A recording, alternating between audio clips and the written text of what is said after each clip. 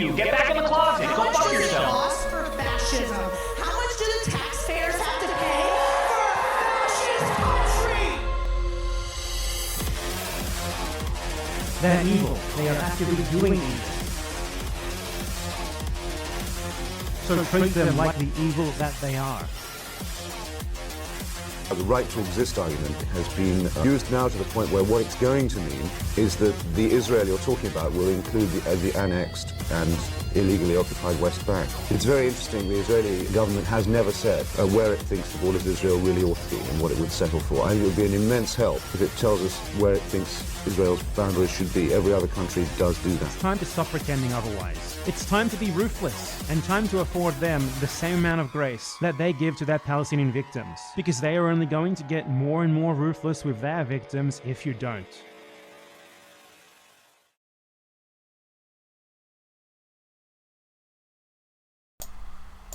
Mic check 1 2. Good morning. We have got a lot to get to, so we'll start with headlines, and then, of course, we'll go into more specific stories. Welcome to Democracy Now!, democracynow.org, the War and Peace Report. I'm Amy Goodman. Israel's intensifying its bombing of Gaza City after ordering the evacuation of nearly 1 million... Hang on. I'm in the way, so I'm going to turn off my camera because I want you to see how long this exodus of people is. Like, I probably showed it on a previous episode or upload, but look at this. Shit.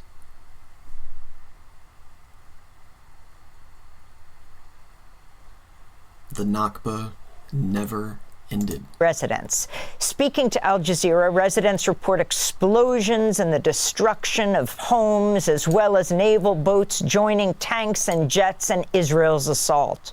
According to medical sources in Gaza, Israeli strikes have killed 37 Palestinians today, including 24 in Gaza City. Here's Mohammed al-Bayari, who was displaced and sheltering in Gaza City, borrowed a cart from his neighbor to try and pack his belongings, is now preparing to flee the area with his family. Good morning. Welcome, Pillow Crafter. The camp is crowded with displaced people from all the families. From Beit Hanun, the camp, Jabalia, Beit Lahia. They all fled. They fled without preparation. The tents were burnt. Most people just fled due to the strike on the bank. It threw us onto the ground. May God make things easier.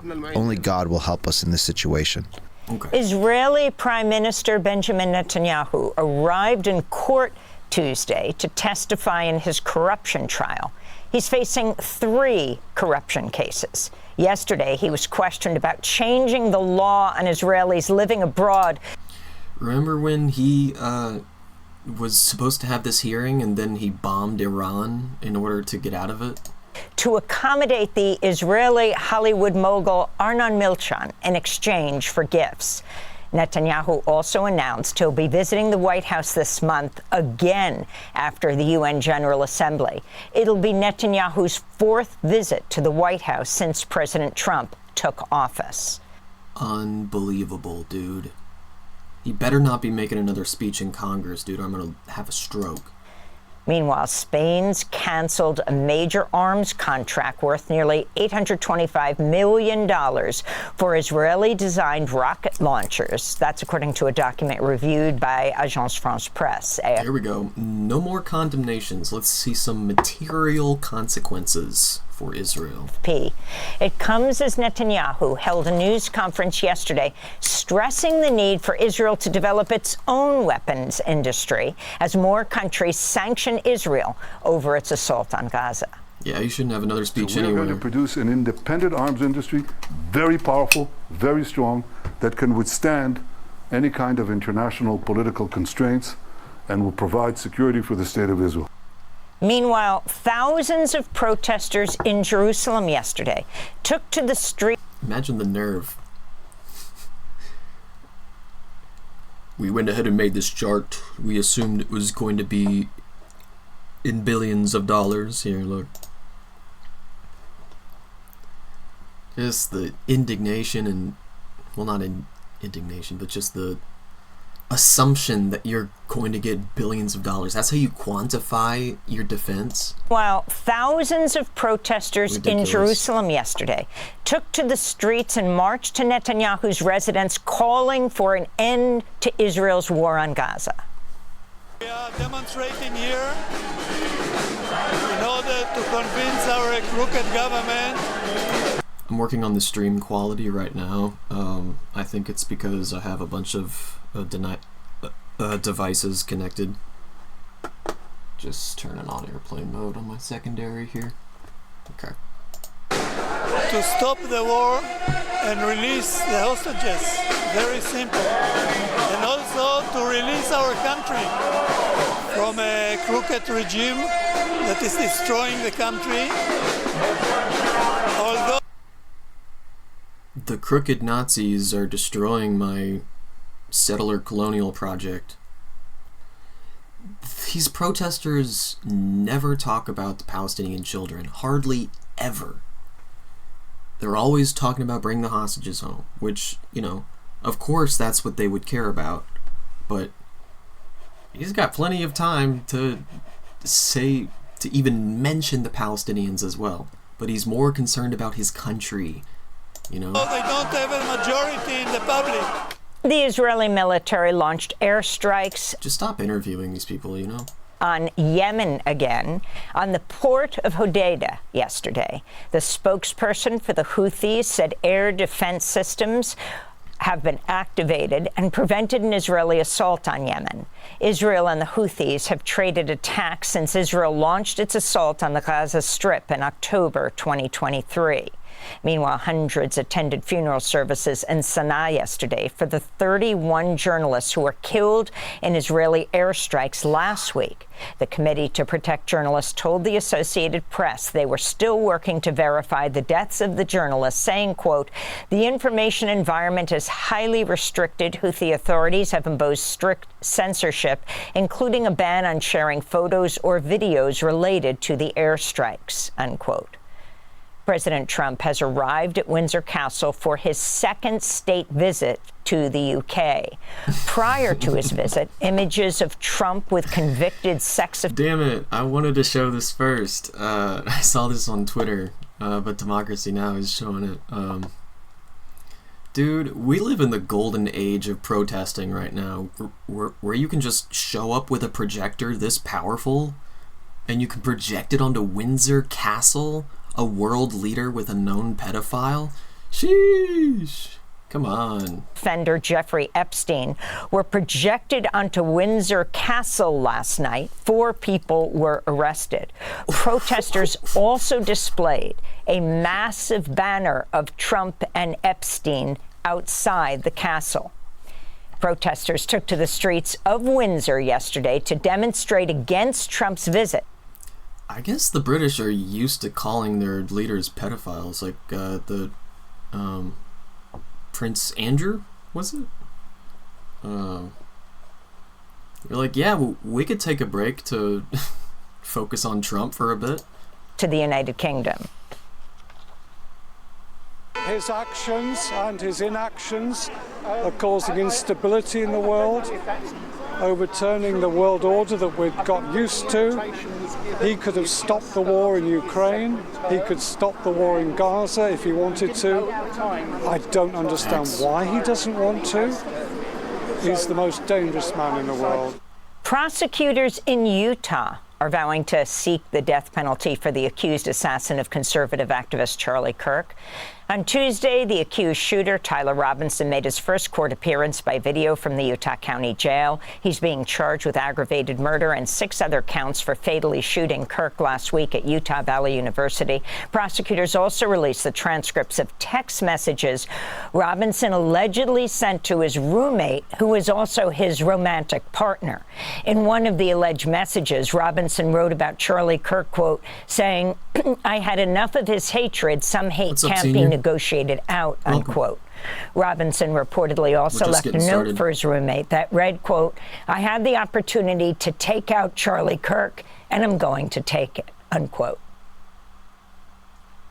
In response to Charlie Kirk's killing, the Trump administration is threatening to wage a broad assault on progressive organizations. On Monday, Attorney General Pam Bondi said the DOJ would prosecute hate speech, but she later walked back the comment after facing bipartisan pushback. On Tuesday, President Trump threatened ABC News reporter Jonathan Karl after he asked Trump about free speech. And what do you make of Pam Bondi saying she's going to go after hate speech? Insufferable exchange. Is that, I mean, a lot of people, a lot of your allies say hate speech is free speech. We'll probably go after people like you because you treat me so unfairly. It's hate. You have a lot of hate in your heart. Maybe they'll come after hate. Like I said before, like, it's not their job to be your friend. ABC. Well, ABC paid me $16 million recently for a form of hate speech, right? Your company paid me $16 million for a form of hate speech, so maybe they'll have to go after you.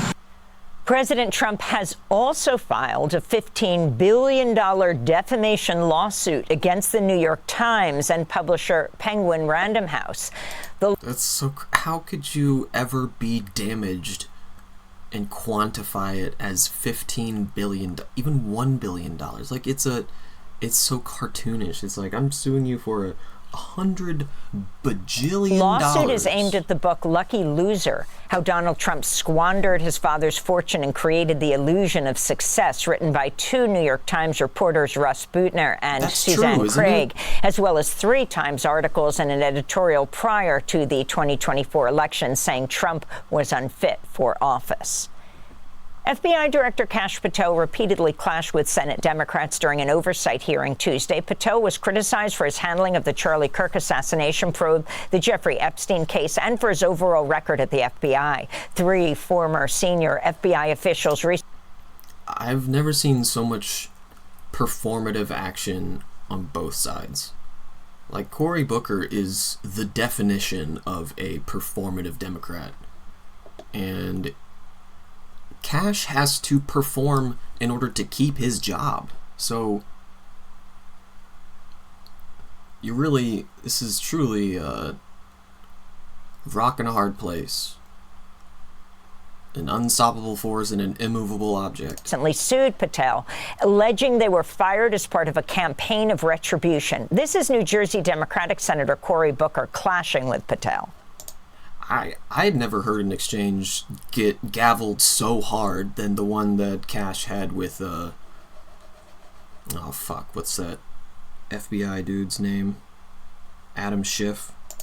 My God, if you want to talk about fighting this country, it is I my follow time. you on your social media posts that It is tear my this country time apart. to address There should be a your unifying. falsehoods. Oh, You are an you can try embarrassment all to the you division want in this country. to not take It is my responsibility time. for what You you had have your said. time. Sir, you're Your making a time is mockery of this over. committee. Sir, you don't tell me my time is over. You The know how people far of New we've Jersey come tell me since what my Utah? time is.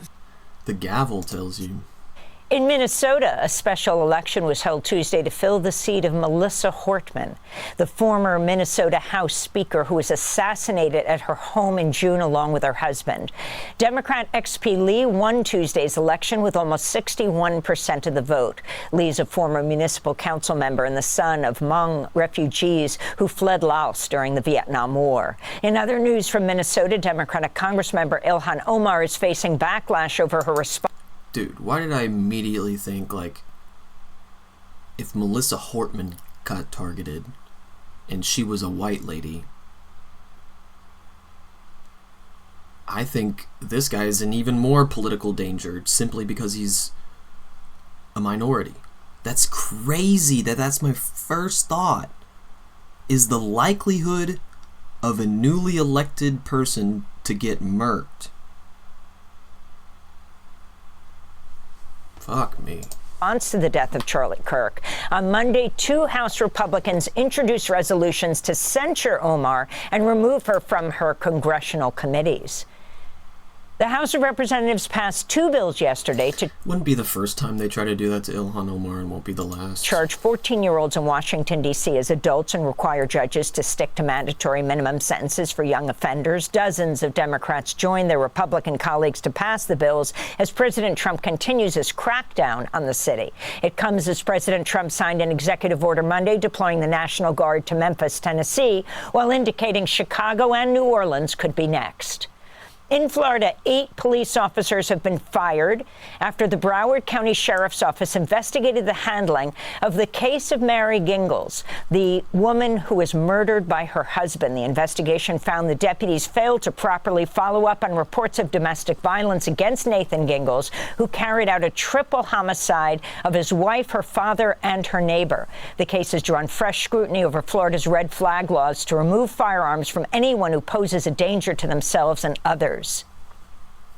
A New York judge has tossed out the terrorism charges against Luigi Mangione, who killed United Healthcare CEO Brian Thompson last December. The other charges were kept in place, including a second-degree murder count. The judge's ruling spared Mangione of a possible mandatory life sentence without parole. Judge Gregory Caro wrote, quote, while the defendant was clearly expressing an animus toward United Healthcare and the healthcare industry generally, it does not follow that his goal was to intimidate and coerce a civilian population, and indeed there was no evidence presented of such a goal, the judge said. The Georgia Supreme Court's declined to hear an appeal from Fulton County District Attorney Fani Willis on her removal from Georgia's election interference case against President Trump over his effort to overturn the 2020 election. The ruling appears to guarantee the case against Trump will not move forward anytime soon, if ever. A new Global Witness report finds at least 146 land and environmental defenders were killed or disappeared last year, with the majority of the killings occurring in Latin America. Global Witness recorded 48 killings in Colombia, 20 in Guatemala, and 18 in Mexico. About a third of the land defenders killed last year were indigenous. In Mississippi, a 21-year-old black student at Delta State University was found hanging from a tree on campus. It made headlines. It made headlines. It made headlines. Holy shit, it made headlines. Thank fucking God, dude. Black people do not lynch themselves. reports Monday. Local officials say no foul play is suspected in Demartravian Trey Reed's death, but his family's demanding an independent autopsy. The family's attorney, Ben Crump, said, quote, Trey Reed was a young man full of promise and warmth, deeply loved and respected by all who knew him. We cannot accept vague conclusions when so many questions remain, unquote. A second Mississippi man was also found hanging on Monday, about 100 miles away in Vicksburg. Police have identified the man as Corey Zucatis, a 100 miles away?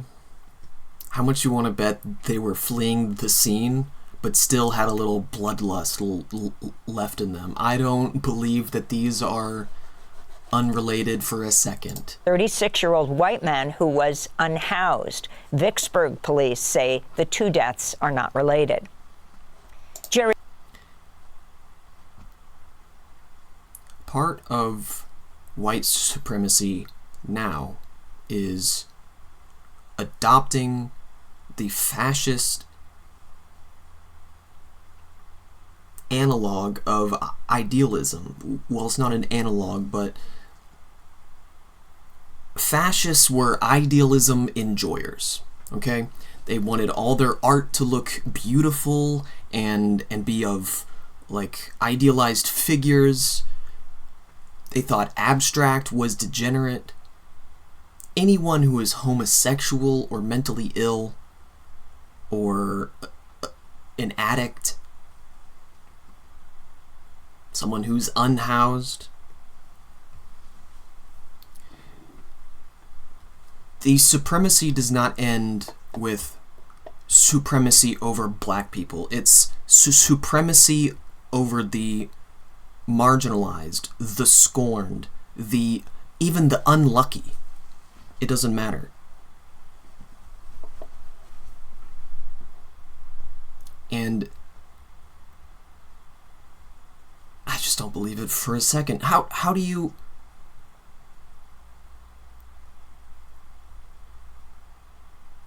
I don't believe it for a second. Greenfield, co-founder of Ben & Jerry's Ice Cream, announced he's resigning after nearly 50 years, accusing the parent company, Unilever, of silencing Ben & Jerry's social mission. In a statement, Greenfield wrote, quote, that independence, the very basis of our sale to Unilever, is gone. And it's happening at a time when our country's current administration is... I'm just evaluating the stream quality.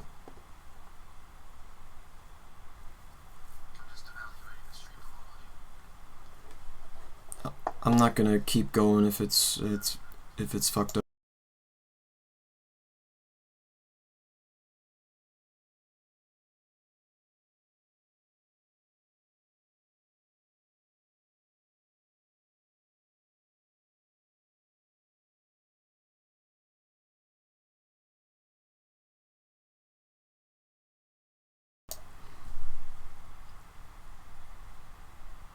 It'll jump from almost nothing to 4,000 kilobits. I might have to close some tabs.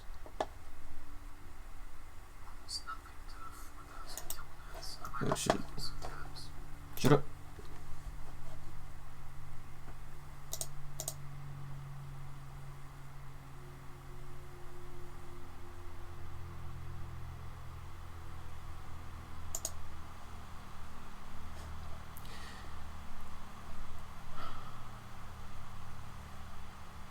Yo, Trump is finally mentally ill? What are you talking about, Reyes? But yeah, as I close these, I'll kind of touch on them because we were already talking about Trey Reed, but yeah, that was not my original thought. That was a tweet from her.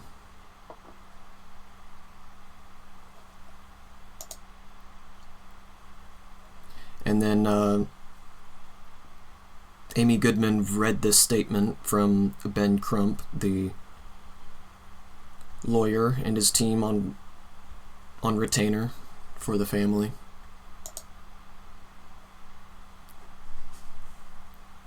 And that's a more humanizing picture than what looked like a mugshot that was on Democracy Now! And this is just an article talking about how it's so incredibly suspicious.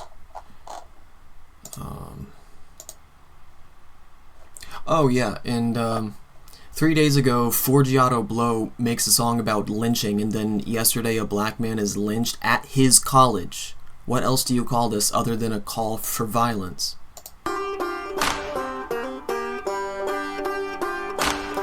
My jaw was on the floor first time I heard this shit.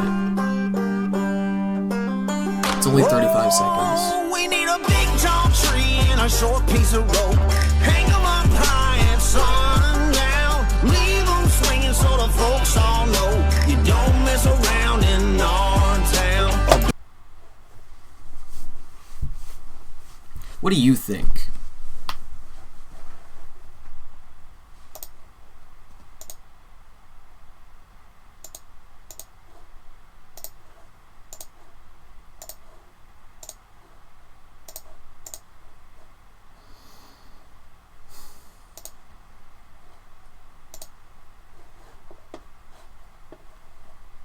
Attacking civil rights, voting rights, the rights of immigrants, women, and the LGBTQ community, unquote. Last November, Ben & Jerry's filed a lawsuit against Unilever for silencing its statements in support of Palestinian refugees. Back in 2021, the company withdrew its products from Israeli settlements. And tributes are pouring. Dude, you tell me Charlie Kirk was trying to start a civil war. And everybody's saying they're going to pick up where he left off. Ben Shapiro said he's going to pick up the bloody mic. Like, first of all, chill. Second of all, the fuck you are. Dude talked about great replacement theory. He was a legit Nazi. Bring in for Robert Redford, the legendary Oscar. Let his words eat him like the worms. Winning director, actor, activist who died at the age of 89 at his home in Utah Tuesday. Redford was a longtime environmental activist who served for 50 years as a trustee of the Natural Resources Defense Council. He was also the creator of the Sundance Film Festival, which he helped grow into one of the largest independent film festivals in the world. We'll hear Robert Redford in his own words later in the broadcast. And those are some of the headlines. This is Democracy Now!, Democracy. So, the flotilla, let's check on it.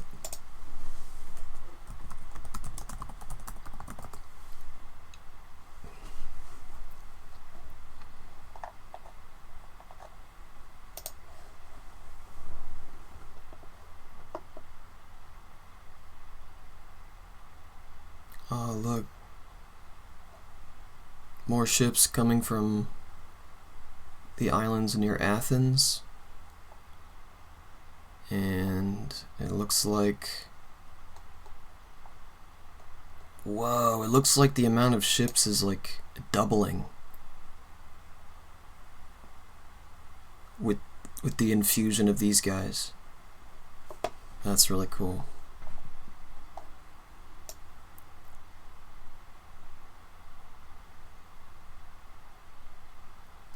Looks like they've been waiting for him for a couple days.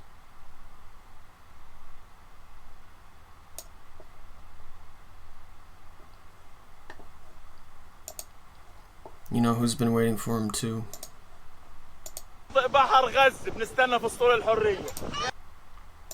This is worth having in high quality.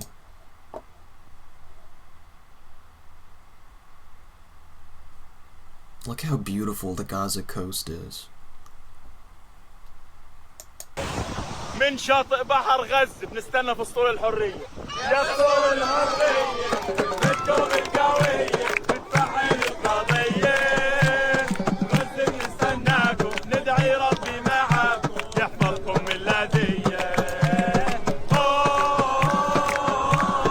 غزة بتستناكم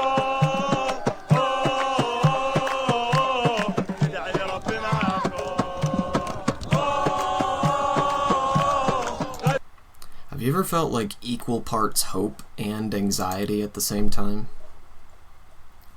Here's more imagery of the ethnic cleansing of Gaza City. This is Reuters footage.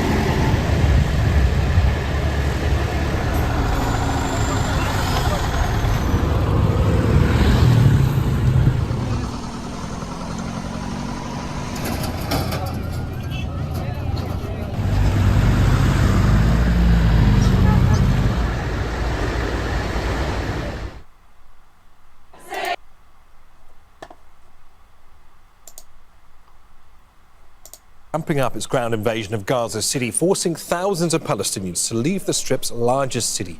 Most people have been fleeing along Gaza's coastal road, but Israeli forces are now pushing Palestinians down a main central road. Saladin Road will be open for 48 hours to facilitate the mass expulsion of Palestinians. They're only opening it for 48 hours. Israeli armies will say that these citizens are waiting for the aid fleet from Hamas. Yeah. It's, the smears never end, dude. We had American politicians globally, mocking the idea of Greta Thunberg getting, boarded and stuff. Like, it's just...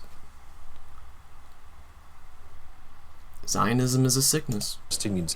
At least 3 people were killed in a car as they attempted to flee using that route on Tuesday.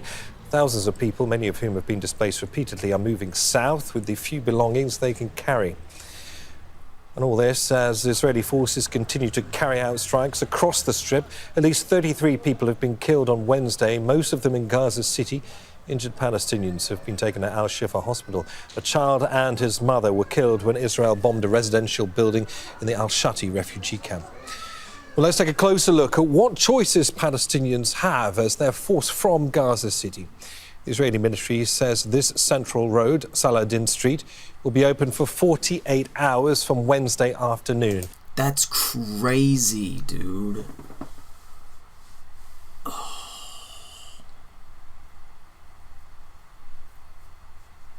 Yeah. What I cannot accept is that the criminal is given the pretext of defense or humanity. This is hypocrisy I cannot tolerate. Yeah. I mean, it's even in their name, the Israeli Defense Force, when all they do is ethnic cleansing and genocide. Look at this route. You're expected to make this in 48 hours. On foot, with everything you have, anything you can carry. It's so dehumanizing to such a kind and welcoming people. Palestinians in Gaza City are being ordered to move south to Al-Mawasi. That's a 9 square kilometre area of barren land. Despite being designated by Israel as a safe zone, it's been subjected to daily bombardment. At the beginning of the year, 115,000 Palestinians were living there. Now shelters more than 800. No way. Sometimes the images speak louder than anything I can say, any reporter can say. That was January, September.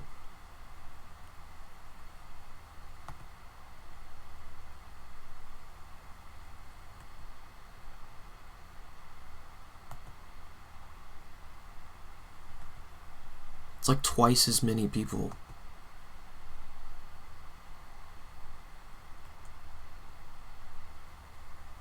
Sheesh.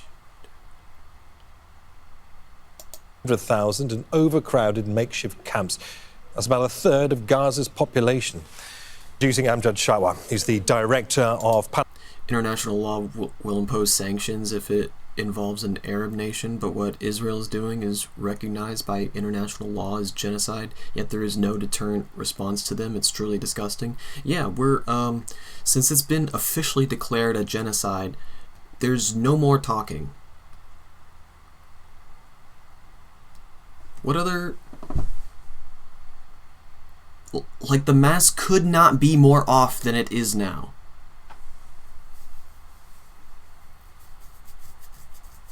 If this keeps going, they're going to have a hearing like that for the United States. They're going to have a hearing like that for Germany, for the UK.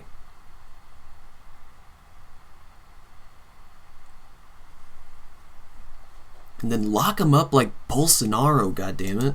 Palestinian NGOs network. He joins us from Deir al-Balah. Thanks for joining us. Amjad, you are in Deir al-Balah, as I mentioned, where many of those fleeing the destruction of Gaza City are hoping to escape too. What? You're right. This is a pivotal moment in which now is the time to speak up if you are a world leader. Now is the time to put boots on the ground, arrest Netanyahu, dissolve the government, and dissolve Israel, restore historic Palestine, and facilitate a transfer of power over to a newly formed Palestinian government. That's the only action you should be doing as a world leader. Anything short of that is complicity in genocide. Israel has lost its right to statehood. It should have never been a state in the first place. But now it really needs to be apprehended as a rogue terrorist state. What do we do with bullies? Even if it's a bully on a leash of a larger bully. I don't know.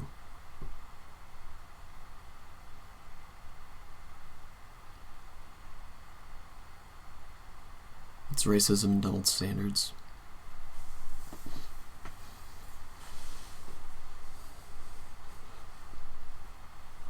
That's a crazy title. Israel is systematically destroying Gaza City before the world's eyes, according to a PNGO.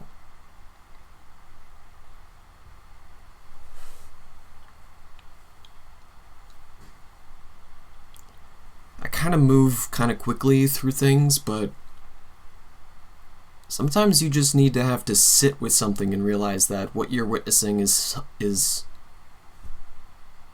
history. We're watching the Holocaust of our time.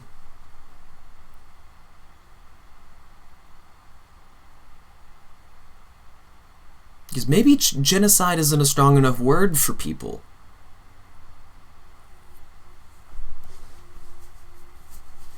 Maybe when you start comparing it to, I don't know, non-Arabs being genocided, you'll get it through your fucking head.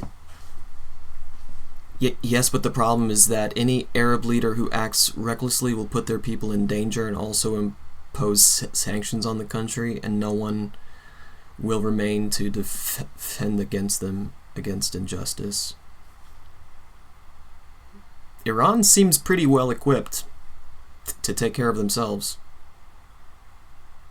But I think you're right about all the other Arab countries who are just UAE assets pretty much at this point. What are people saying about what they've been through Like in Gaza Shaheed City Bolson, itself fuck you, dude. along this arduous journey south? Thank you. I have been passing through this journey. It's the worst ever never that any human being could witness on such conditions that people are facing in Gaza City. The intensive airstrike, the explosive robots, the artillery, also the critical humanitarian deterioration in all aspects, the blockade on Gaza City, denial of entry of the basic needs, the closure of the Keen crossing. This kind of deliberate, intentional pressure on the Palestinians and the mental, psychological conditions. Israel is using airstrikes in order to push people to be displaced. This in great moments that people are passing through. Nowhere to go, no safe place, no humanitarian area with full meaning, no enough spaces What do you fear that the people ultimate? could be- What do you fear the ultimate plan is for Gaza City, formerly home to 1 million people? Bro, if they succeed in expelling every Palestinian civilian from all of Gaza, I wonder if the Qassam brigades will stay and fight as like a final stand.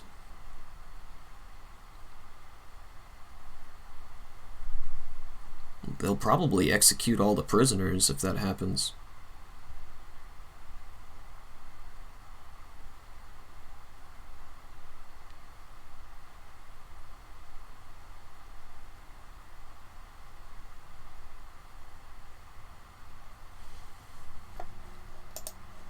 The Israeli plan, it's clear. Qatar is a living example of a country trying to establish peace, but Israel is supported by the United States and will attack recklessly. They are insane. Qatar is literally trying to do anything it can for the United States to not attack them. They gave them a fucking plane. They're like, look, we'll even be corrupt just like you, see? Here now, it's to level Orga, to destroy what had been left in Gaza City. This historical city is one of the oldest seaports all over the world. Now it's under the eyes of the world. It's under destruction.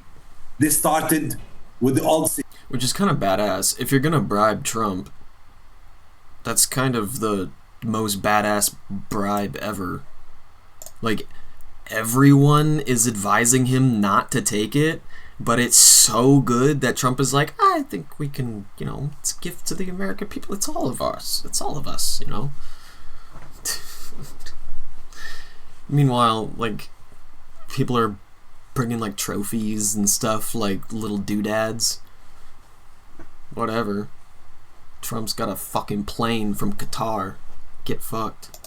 City with the big neighborhoods was leveled, became rebels. The same in the north. Before that was Rafah. And they continue now. The Israeli plan is to deport the Palestinians. This is, if they succeed in this military operation, to push the people for displacement to the middle and the south, it's a plan, and my people understand this. It's... Oh yeah, like, if there's anyone standing in the way of peace, it's Israel, for sure, dude. Not only can we not have any ceasefire talks, people are getting bombed before they can even get to the table. That's how far away we are from even the idea of a ceasefire. It's very critical. Even saying the word ceasefires, like, feels weird. The moments that we are passing through. They are pushing us for deportation. They will level Gaza and destroy it totally and make it unlivable place for living, as Rafah has other places. You call it a critical. You call it a critical moment, and UN investigators say that it is genocide. Holy fucking shit! I thought that was a kid. God damn, dude. When it comes to the Israeli military, it's just a stuffed animal or something. They claim to be destroying residential buildings, block after block, viewed in their eyes, at least publicly, as Hamas targets. Your thoughts? It's civil neighborhoods. You can tell I've seen some fucked up shit when a dusty stuffed animal is triggering me, dude. I saw a room full of dead people because the building was struck with such a powerful airstrike that it just... I don't know if it was shrapnel or just the kinetic energy just ruptured everyone's organs internally or something, but like, it looked like they were hiding.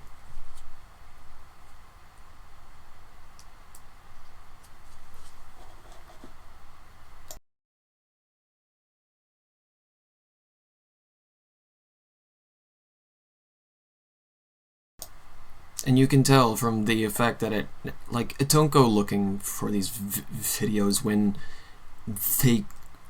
they can find you easily, you know? There's no right to attack any civilian. Even in Islam, you cannot attack civilians as long as they are not fighting in the army, and also women, children, and the elderly. But Israel don't give a fuck. Exactly.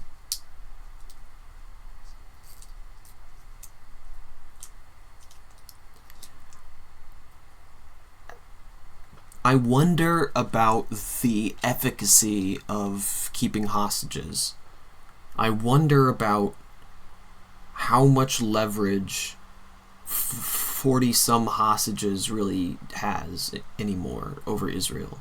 With the Hannibal Doctrine, allowing the desecration of the corpses of their own soldiers, like when the Qassam brigades basically firebombed an APC.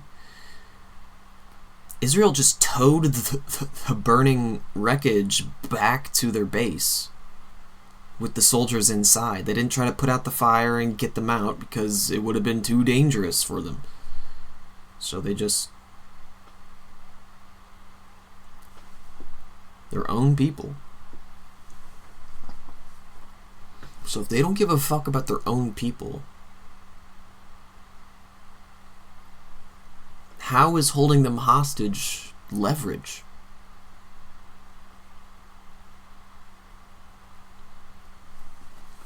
The only leverage that the Qassam brigades seem to have is on the battlefield. They drop munitions from drones. They run up and drop them in by hand. They got RPGs around almost every corner in Khan Yunis and Rafah.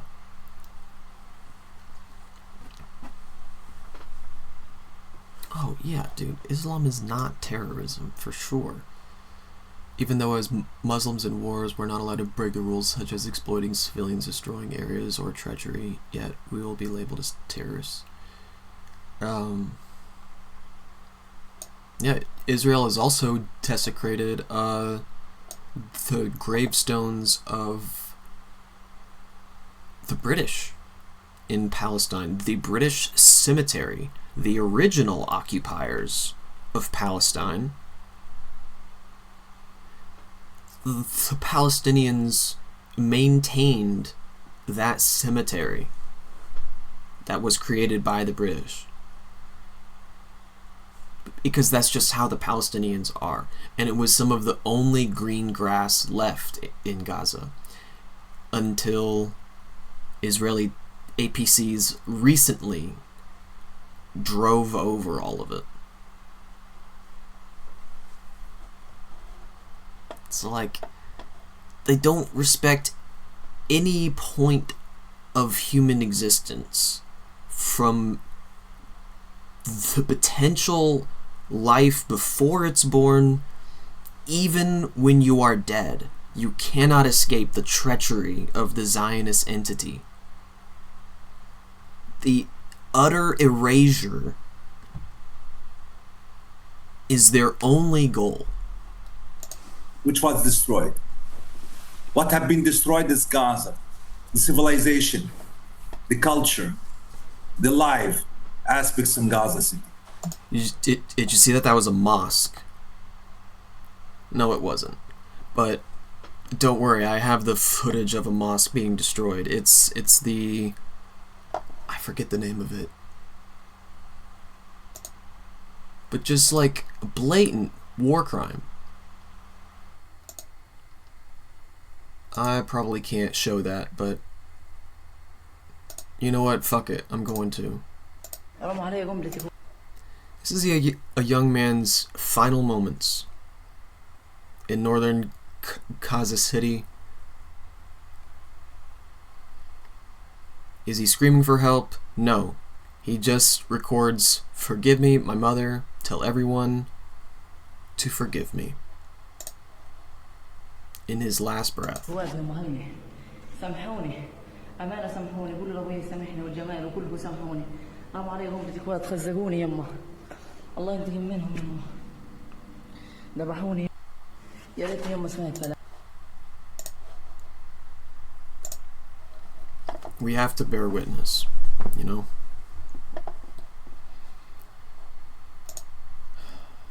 Oh, this was really dramatic. This is a bunch of Israeli soldiers with PTSD dumping psychiatric medications, including fentanyl, out in front of. This is the same room where they're talking about like they're human animals and we will act accordingly and all that.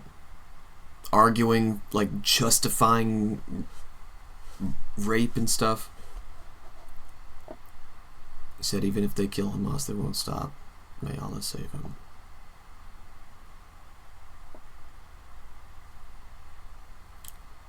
The martyrs won't be forgotten. Gaza will live on through all of us until reparations are brought.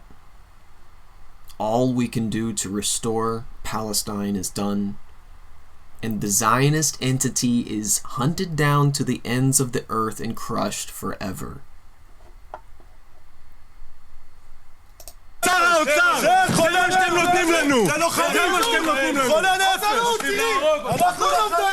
Look at your chosen people. Look at your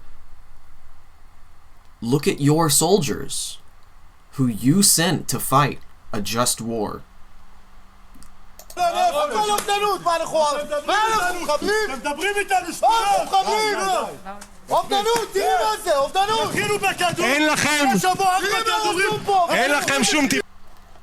They are not okay. We will not forget, and we will not stop talking about their crimes. Nope. And never give them a moment of peace. This is how Trump was greeted at Windsor Castle. Say it loud, say it clear. Donald Trump's not welcome here. It is completely unprecedented for. Say it loud, say it clear. Donald Trump's not welcome here. It is completely unprecedented for a president to have 2 state visits. It shows a degree of, I think, faith.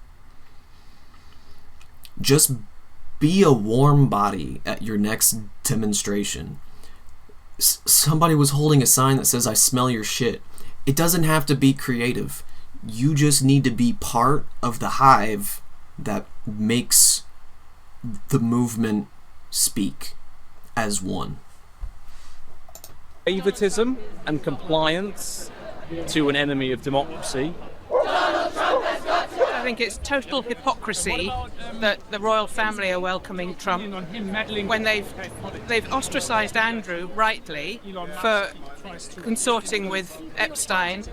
We know that Trump has done exactly the same thing, and he should not be welcomed here. It is totally wrong and totally hypocritical. I don't think it's right that we're having Trump come for a second state visit due to his horrible rhetoric, policies and actions towards women and people of colour. Yeah, see? Pretty basic, but that's enough to not be electable, you know? Or it should be. You know, be specific in your demands for divestment and calls for resignations, stuff like that. You can also just be like, Trump is a pedophile. I won't care about what happens to war criminals because this is what happens to all criminals who dares to kill children. Literally, an entire country is committing the worst crimes possible that we can imagine, and the entire world is standing by. In fact, they're gathering in castles to hang out. Felon, one Donald J. Trump doth prepare to dine a royal feast in the palace. So shall we roll out the red carpet, or shall we... Cringe. I thought he was like, get the gallows ready. I thought he was like, we have the guillotine here. I'm just kidding. I don't condone violence. Looks like there was audio too. Not great audio.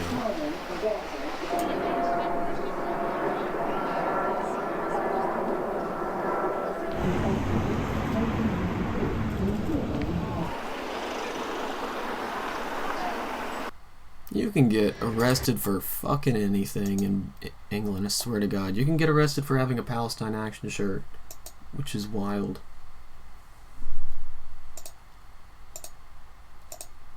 I'll never get over that shit. Negotiations leading up to the Doha bombing. Large majority of Jewish Israelis support the Gaza agenda. This is not talked about enough. The reports about Netanyahu being motivated by keeping his coalition together or concerns about his political trials. I think these are greatly exaggerated. And, you know, one of the facts is that is relevant in recent opinion polls of the Israeli public, a very large majority of Israelis, regardless of their political opinion. The American right thinks that, well, all the people coping about the Epstein files are basically saying that Trump is like a CIA asset and he was hanging around Epstein to actually expose him, you know what I mean? Like, or not a CIA asset, he was an FBI informant, that's what it was. Fucking crazy town. Opinion of Jewish Israelis support the Gaza agenda. And I think we have to keep repeating that. Whoa. What was that, 84? I thought it was like 64 or something. Support opinion polls of the Israelis that is relevant in recent opinion polls of the Israeli public, a very large majority of Israelis, regardless of their political opinion, of Jewish Israelis, support the Gaza agenda. And I think we have to keep repeating that. That it's you know, as much as Bernie Sanders wants to pretend there isn't a place called Israel that's doing this, but that it's just a man called Netanyahu and his far-right cabinet, the majority of that society is behind this bloodthirsty mass murder campaign. And I think that needs to be repeated over and over. So Netanyahu is at the zenith of his political career. I think he very much believes that this is... Okay, he didn't say a percentage, but... his moment to run the deck. I think that he really truly wants to depopulate Gaza entirely of Palestinians, because a long-term Israeli occupation of Gaza is going to mean a war of attrition against the occupation forces there. I also think, you know, Netanyahu is a shrewd student of American politics. We don't know what's going to happen in the midterm elections in the United States. I think that Netanyahu feels like he has a window here that is the best position that a genocidal Israeli leader has ever been in, where you have Trump imposing a kind of authoritarian agenda in the United States, where there is a full carte blanche support for Israel's war of annihilation, where Trump himself put on the table this notion of a Gaza Riviera.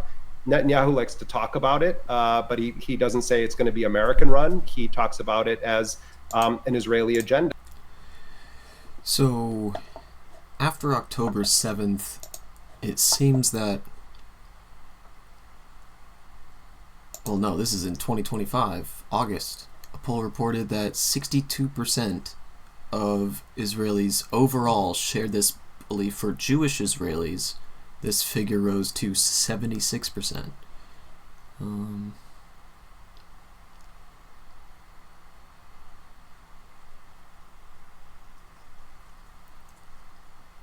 Acord Center's survey from June 2025 found that agreement with the statement that was highest among supporters of the governing coalition, 87%, compared to... Polls show that political affiliation, ethnicity, or... Okay. But of just a kind of sniff test, general glancing over, it's anywhere between 62% and 80%. That's still a majority. That's still a vast majority.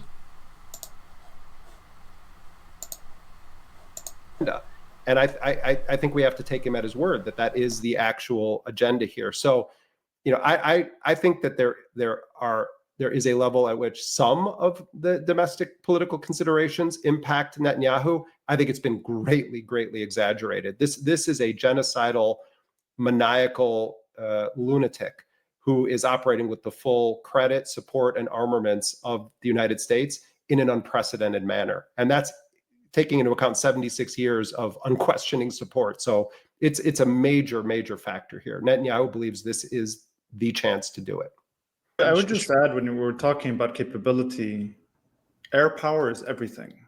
Air power is everything. We heard this yesterday. I remember the air power is everything line, but it bears repeating. Sometimes they repeat uploads, and I wouldn't put it past them that they all have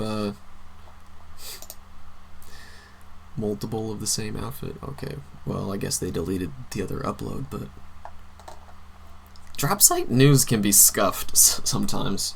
But look who's throwing stones in a glass house, am I right? Of Blair-era grandee Peter Mandelson, the post of US ambassador, despite his close ties to the deceased paedophile financier Jeffrey Epstein, is still creating major fallout for the beleaguered PM. Mandelson was sacked on Friday after more information about his friendship with Epstein came to light. Last Monday, Democrats in Congress released the infamous 50th birthday book, which included cutesy messages written by Mandelson calling Epstein no less than his best pal. And nevertheless, Starmer's spokesperson said he was still backing Mandelson. By Wednesday, Bloomberg had released a cache of emails between Mandelson and Epstein. They included Mandelson's... Well, the Israelis themselves are provoking Muslims by holding parties in Muslim places of worship, holding a barbecue near starving children. Yes, these are despicable acts for a Semitic person. Yeah, they go to try to get as close to the Gaza Humanitarian Foundation distribution points to do barbecues and stuff. The Supernova Music Festival, or was it the Nova Festival? I don't know what the fuck it's called, but the one that a lot of people got killed on October 7th, that was apparently extremely close to the border, where Palestinians could probably hear the music, you know, smell the food.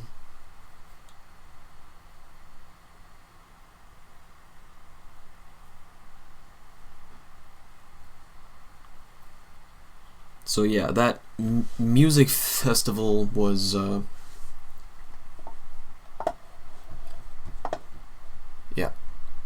apparent outrage at Epstein's 2008 conviction for soliciting sex from a child. Same vibe.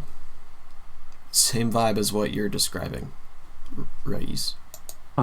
This is what Mandelson said to Epstein the day before the notorious billionaire paedophile's 13-month jail term began. I think the world of you, and I feel hopeless and furious about what has happened. I can still barely understand it. It just could not happen in Britain. And Hamas did not even have intel that they were there. So it was kind of a surprise that they were there in the first place. So you have to be incredibly resilient. Do with that information what you will. Fight for early release and be philosophical about it as much as you can. The whole thing has been years of torture, and now you have to show the world how big a person you are and how strong. Your friends stay with you and love you. This is a man, Jeffrey Epstein, who, by the way, was molesting children as young as 14. Your friends love you. On the same day, Keir Starmer went to PMQs and said this.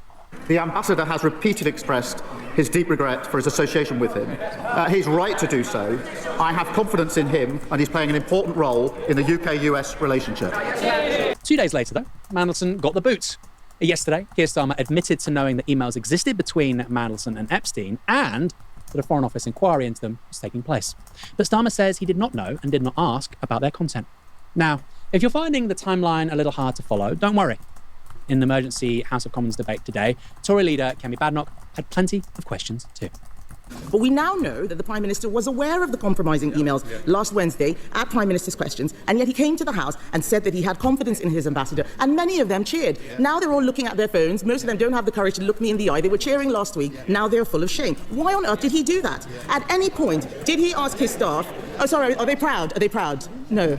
I'll continue. At any point, did he ask his staff what more information might surface? Because that morning, Lord Mandelson was saying more information would surface. Did he receive a briefing about this ahead of Prime Minister's questions? It is inconceivable that he did not. Inconceivable. Ministers are now claiming that new information subsequently came to light, new information that they didn't have. The story is all mixed and messed up, and they know it. What information appeared that was not in the original? In Islam, when your neighbor is sad, such as due to the death of a relative, you cannot celebrate excessively, as this is considered disrespectful to their feelings. That's a good ideal to have.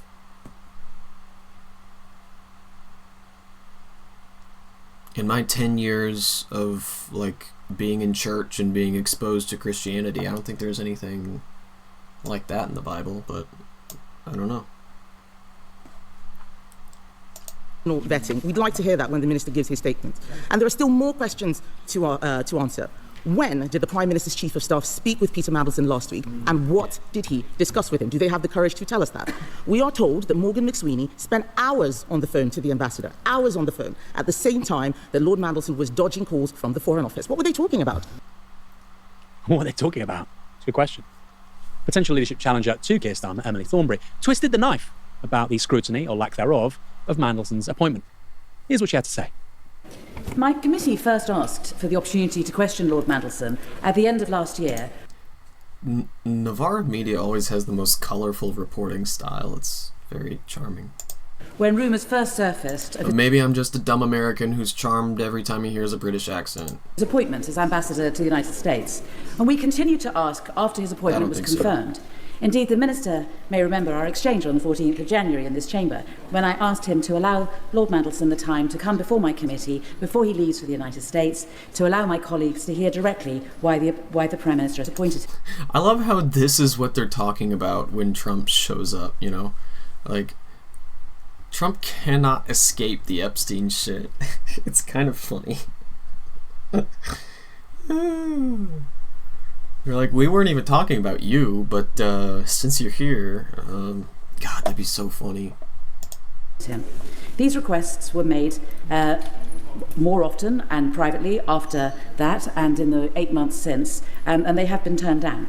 I understand that we've had a little bit of Chinese whispers going on, because I understand that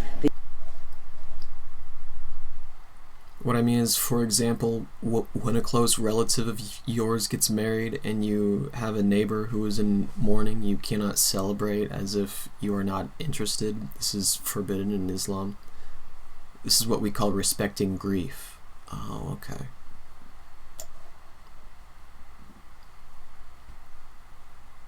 That's really nice.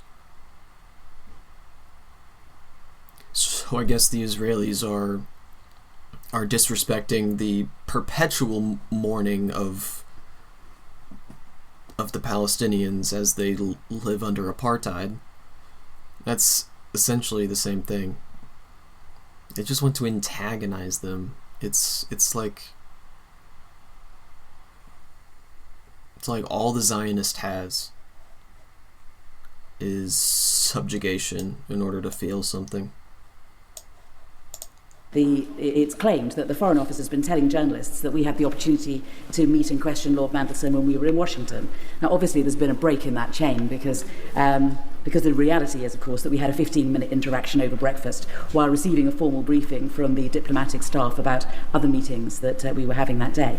Obviously, quite materially different to the type of formal evidence session required to conduct meaningful scrutiny.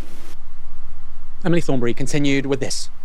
The Foreign Secretary's letter states that Cabinet Office due diligence was followed by the usual developed vetting, or DV, process carried out by National Security Vetting on behalf of the FCDO after the announcement of Lord Mandelson's appointment. This was, the Foreign Secretary says, conducted to the usual standard set of developed vetting. Now, career civil servants are regularly subject to such tests, and many have stories of their appointments being delayed or even prohibited because they've studied abroad, because they've married an Iranian, or because they were simply born in Belfast. You are absolutely right. Just the very least we can do is a grand mourning to be held. But I wonder what the memorial will look like. How many memorials are there for over 700,000 dead?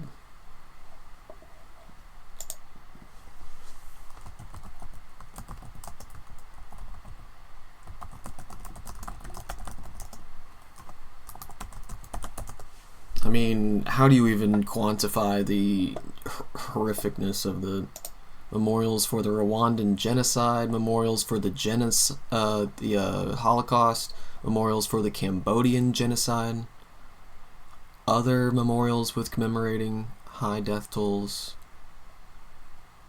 the Delhi Memorial, Tipfal Memorial in France, the Dalmat Ossuary, for the Battle of Verdun.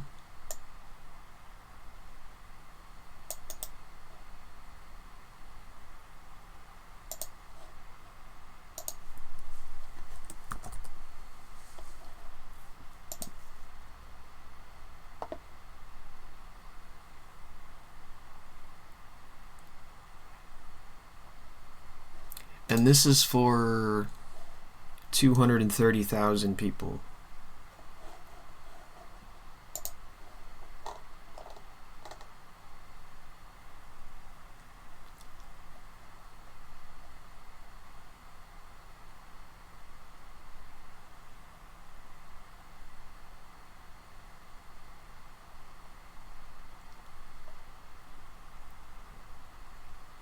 I mean, you need a Holocaust museum. It was almost a century of apartheid, you know?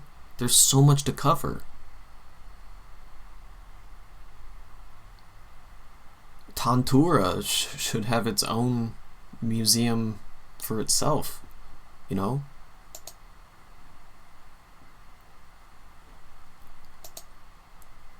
In place of the museum that's currently there.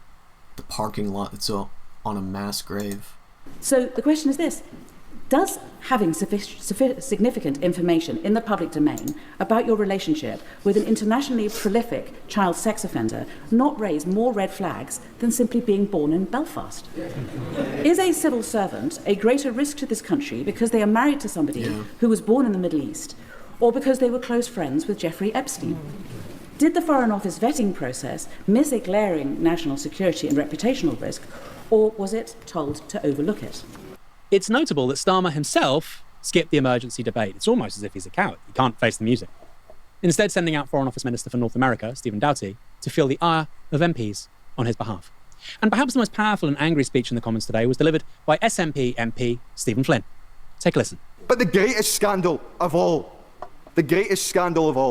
is the fact that the Prime Minister of the United Kingdom appointed a man to that role, knowing that that man had maintained a relationship with Jeffrey Epstein, despite the fact that Jeffrey Epstein had been convicted in 2008 in Florida. Convicted for having 14-year-old girls masturbate him. And the Prime Minister of the United Kingdom thought it was fitting for the best friend of that individual to hold the highest diplomatic office in the United States of America on behalf of the people of these isles. What a complete disgrace. And the only thing that seems to have caused any consternation. There are also only humans who feel sad and cry like us. Even though their endurance is great, they won't be able to bear more than that. That's how I know that with this most recent exodus out of Gaza City, with only 48 hours allowed to leave, and then thousands of them do, when you're that connected to the land, you know that is just soul crushing on an existential level. Not just for the practical purposes of the physical of having to pack up all your belongings, but to not know if you'll be able to return. Probably not be able to return. It's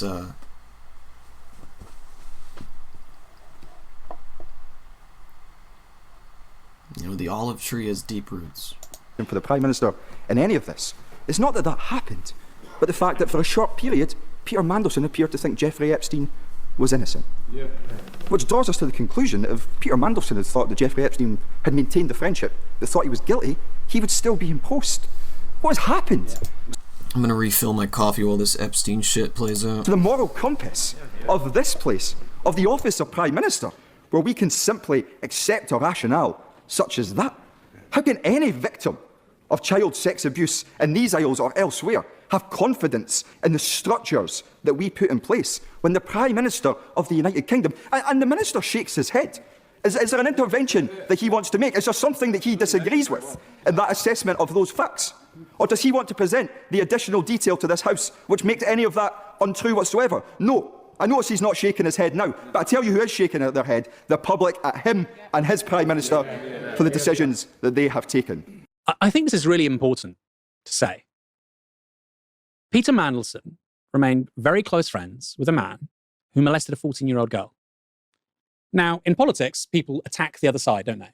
And there can even be hyperbole about what somebody has done, and there can be an argument about whether or not, the response is justified. That person shouldn't have had to resign. That thing they did was 20 years ago. It wasn't even that bad, et cetera, et cetera, et cetera.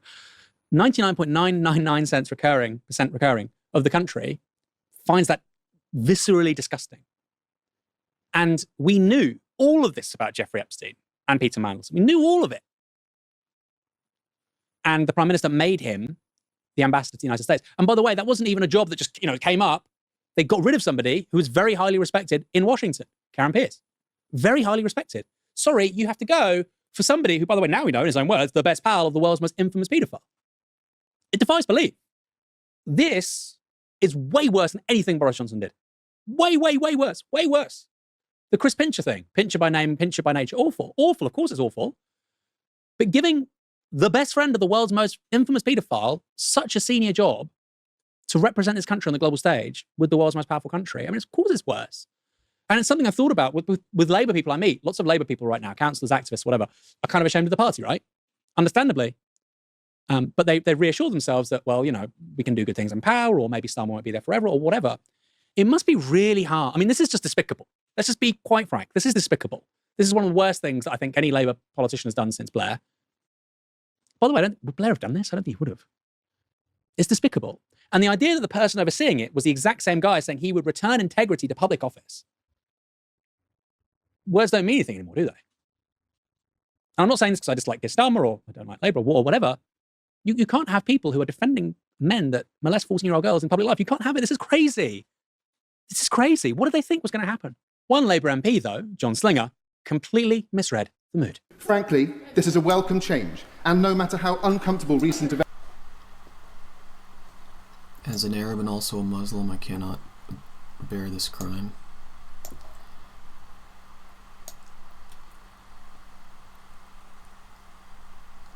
I truly can't imagine what it's like.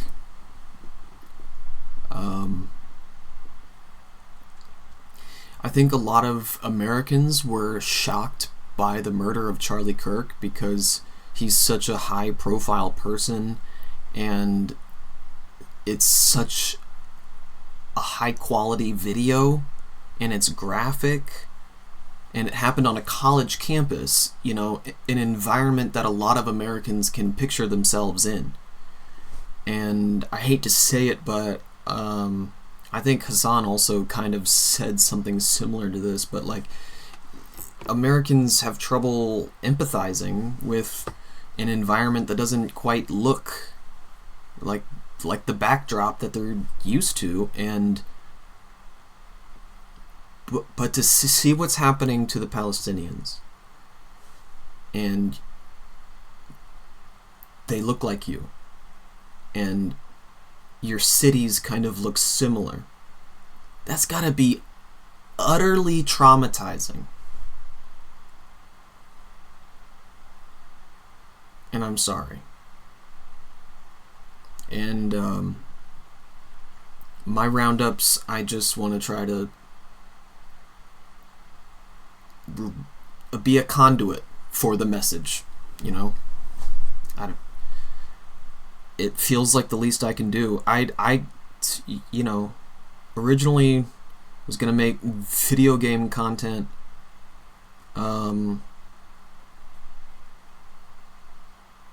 But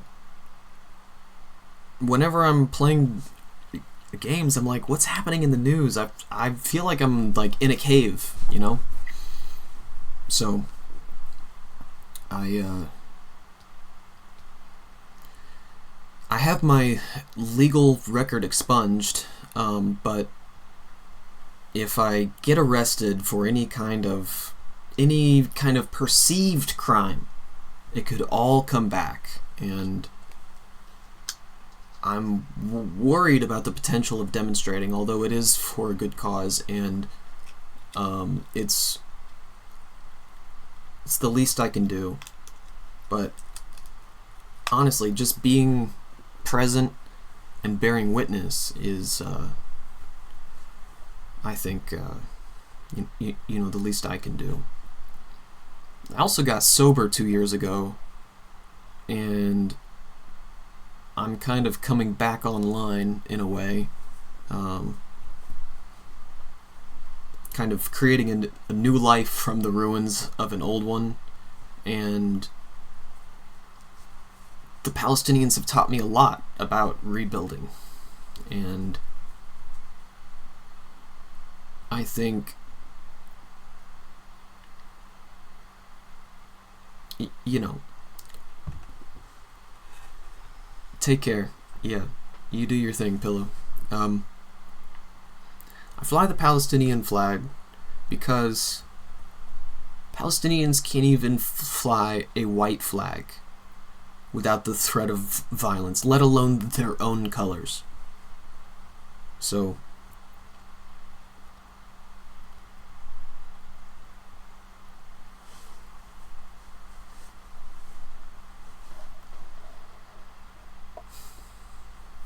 even if I tried to convince myself that I want to focus on other things, I can't. My humanity doesn't allow me to do something like that. It's hard. It's hard not to fixate on it.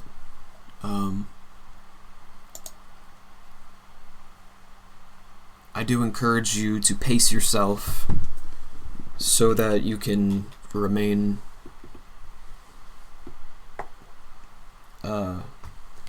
functional to stay and resist, and not be desensitized too much by the violence. That's part of what Israel wants, is the violence to be normalized. So, do you remember when that person was throwing bottles full of rice into the ocean, hoping that it made landfall to Gaza? Well, some of them did. And, you know, it was being reported on as like a symbolic gesture about, you know, that kind of represented the helplessness that neighboring Arab countries felt. But you are being heard.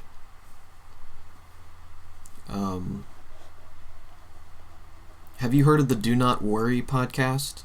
It's a Lebanese podcast. You might like them. Hosted by Anthony Sargon. I'll type it out in the chat.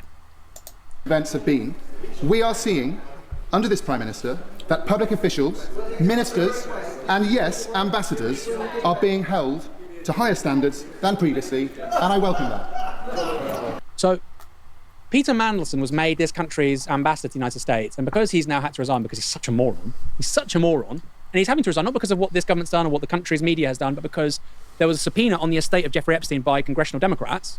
That's the only reason why any of this is happening, by the way. When we have high standards. So after making the friend of the world's most infamous paedophile the ambassador to the United States, now you're getting rid of him after loads of stuff comes to light. And if you think I'm being unfair, I think about, what if the same thing happened to my family? What if my children were there? Of course I would be like them. Yeah, and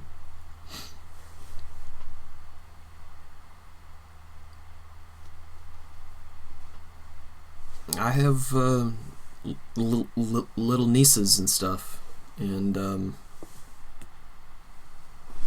know, they're small. I've held them, and I've just never seen so many obliterated children in my life. Like, so easily accessible on Twitter. But I think we all, I have a therapy appointment coming up, and I think we all need someone to talk to. I'll take what I can get. But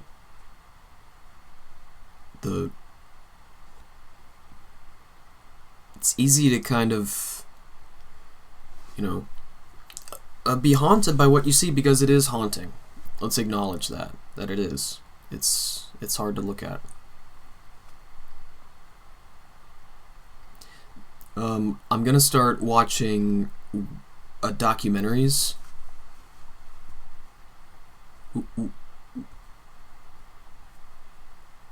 Maybe weekly or every other week. Some of them include The Iron Wall. My first YouTube channel had like 500 subs because I got like 40k views on a documentary that I watched. The Settlers by Louis Theroux. It was taken down by the BBC almost immediately, but, well, not almost immediately. It was up for like 48 hours before it was taken down. And I couldn't believe the outpouring of support, and I gained 430 subs from that one video. It is a globally popular movement, and it cannot be stopped. We're asking the question, why don't they have the same rights as us? Why can't they just live in peace? We have to ask that for the Palestinian. I watched a documentary where they had this footage of some Israeli schoolgirls being escorted to school by IDF soldiers. And I couldn't help but imagine, like, one day that will be Palestinians being guarded on their way to school because Palestine has been restored and the racist, ethno-supremacist population of Israel has been given the choice to either assimilate or be incarcerated, and the Palestinians will still live under the threat of violence as they welcome the very people who oppress them into their country. I couldn't help but have that thought.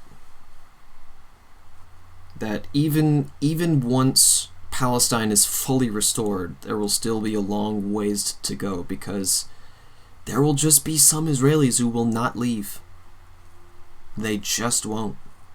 I think there will be some settlements that will have to be, like, forcibly dismantled. And a lot of them have guns. I don't know how that's gonna go.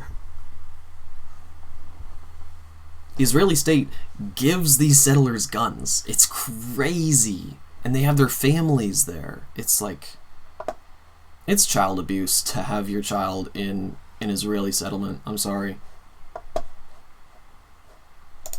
Look at my ex. Look at my Twitter.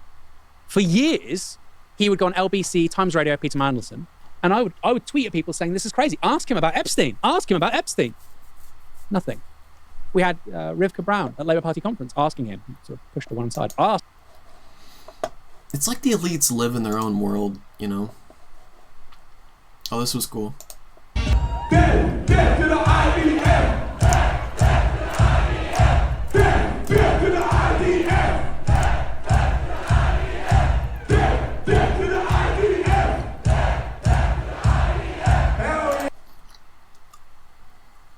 I finally found it in the 2-minute video, but yeah.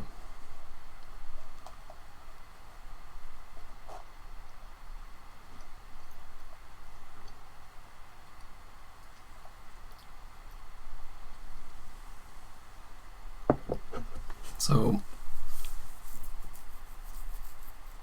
this was kind of interesting. People are losing their jobs for shitting on Charlie Kirk. Rightfully, though.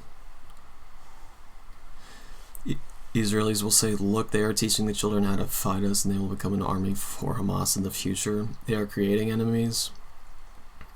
And then they ask why they are doing this. We must destroy them. Yeah. Let me see something. If everyone's gone by now, I don't blame you.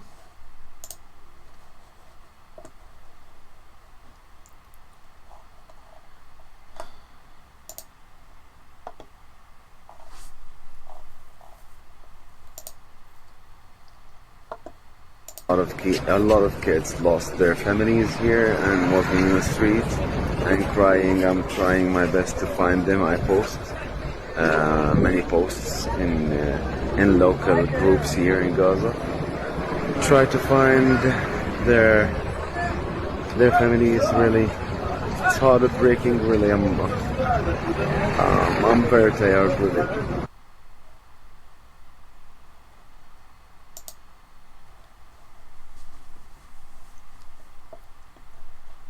You want to talk about creating enemies?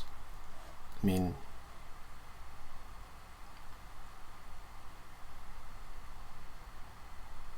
potentially every orphan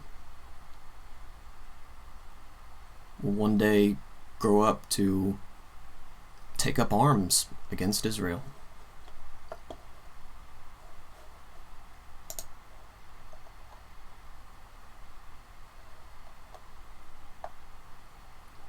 This is recent. Hello everyone, today I'm gonna take you a tour for you to show you the camp that I live right now, and I want to show you what I'm doing for the kids and preparing the chairs. When I have internet, it's not easy to get it from here, so I have to go up there. So I'm gonna go down right now. This is the camp. We have to go there.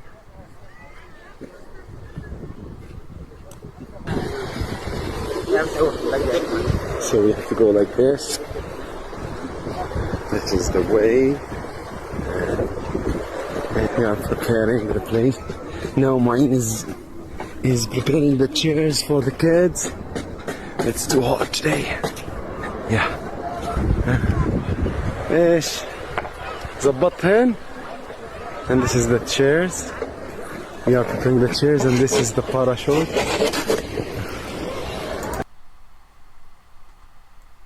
They made a tent out of the parachute from an airdrop, dude. They were playing with it one day. And now it's used as a shelter. And this is my place. This is the tent.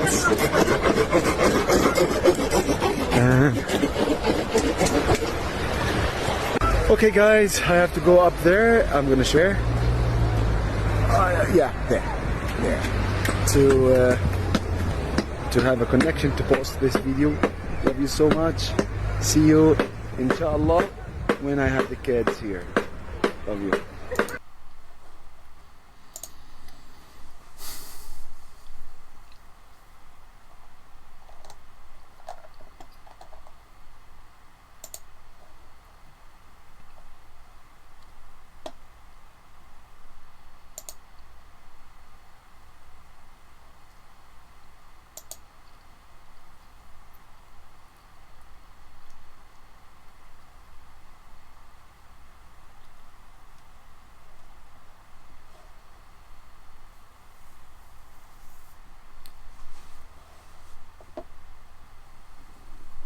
So this website, charliekirkdata.org,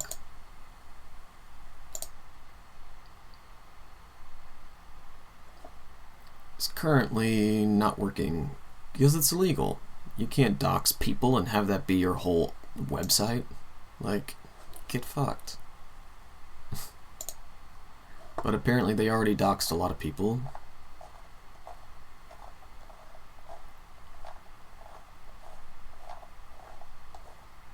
Like, a lot. And this guy made a video about it. I think it sums up the situation pretty well. People are getting doxxed on a website called charliesmurderers.com. What happened? Somebody's posting everybody's addresses on a website as well as where they were. They're doing this to people that disagree with them about what happened to Charlie. Charlie's Killers was the name of it before they rebranded and then were subsequently taken down. People that say they condemn the violence but they don't care about the situation are getting their addresses leaked too. And then people are sending them mass death threats with their address in DMs. How is that even legal? It's not legal, and they were actually forced to take the website down. But it's already too late because they've released over 200,000 people's identities and their personal addresses. They also accepted donations, so people were able to donate and personally request people to get doxxed. They claim to do this for anybody celebrating what happened to Charlie Kirk. But it was more than that. What happened to not retaliating for free speech? Some people believe they deserved it. Because how dare you not feel the same way I feel about a situation?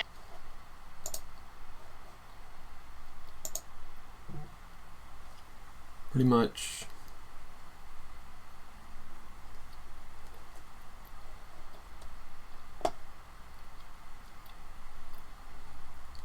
People on Twitter think this is the guy who organized it. But you don't know for sure.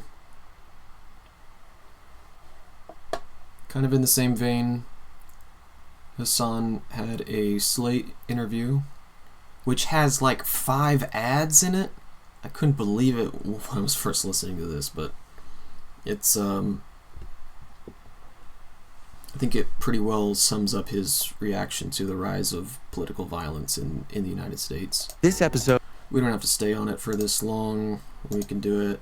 We can 1-2-5 it, you know what I mean? Is brought to you by LifeLock. When you visit the doctor, you it's probably... like ads from the jump, dude. It's insufferable.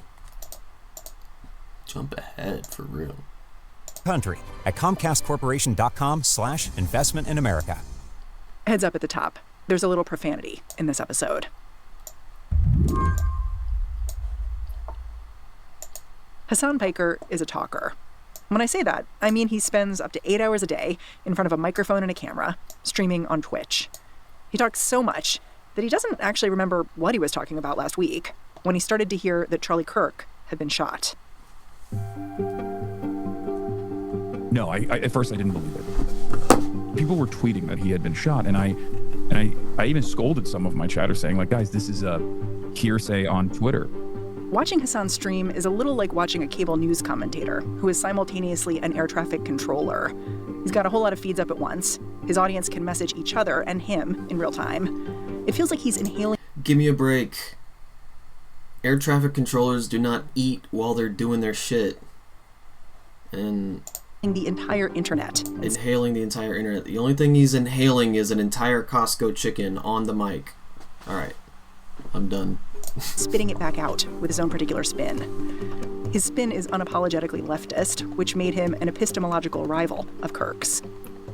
On Wednesday, Hassan told his viewers if the rumors about Charlie Kirk's shooting were true, there had to be video, which is when they started sending links. First, from a distance, crowds running. Then, much closer. And then last but not least, someone from the crowd had also filmed it as well, up close, from like about 10 to 20 feet away. Yeah, there's video of you just like gobsmacked, like you have your glasses on your head and like your hands over your face because you're like, oh. And I remember that feeling because when you watch that video, that's the only reaction you can have, which is like, holy shit. Yeah, it's not something that I expected to see, and I always thought that I myself was desensitized to seeing so much violence in my coverage and in the things that I talk about, you know, atrocities in Gaza that are unfolding on a daily basis.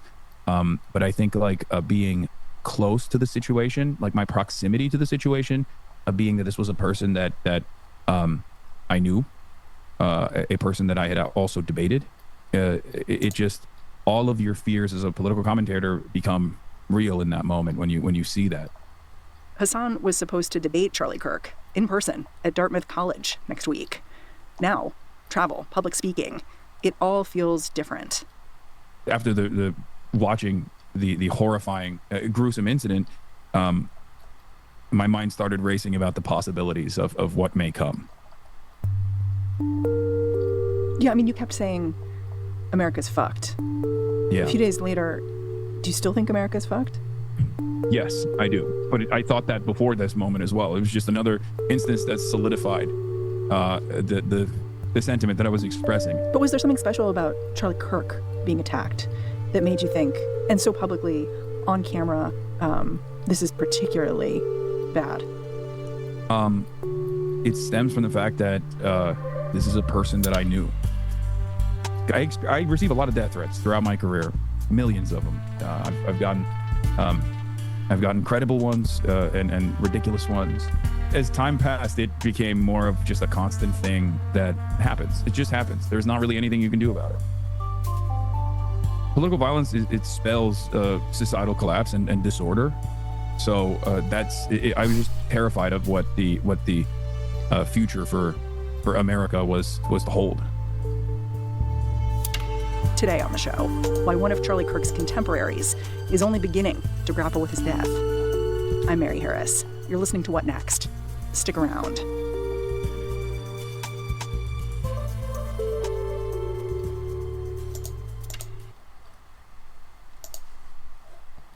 If a black person is gonna commit suicide, it won't be it won't be by hanging themselves from a fucking tree. Fuck out of here. You're damn right.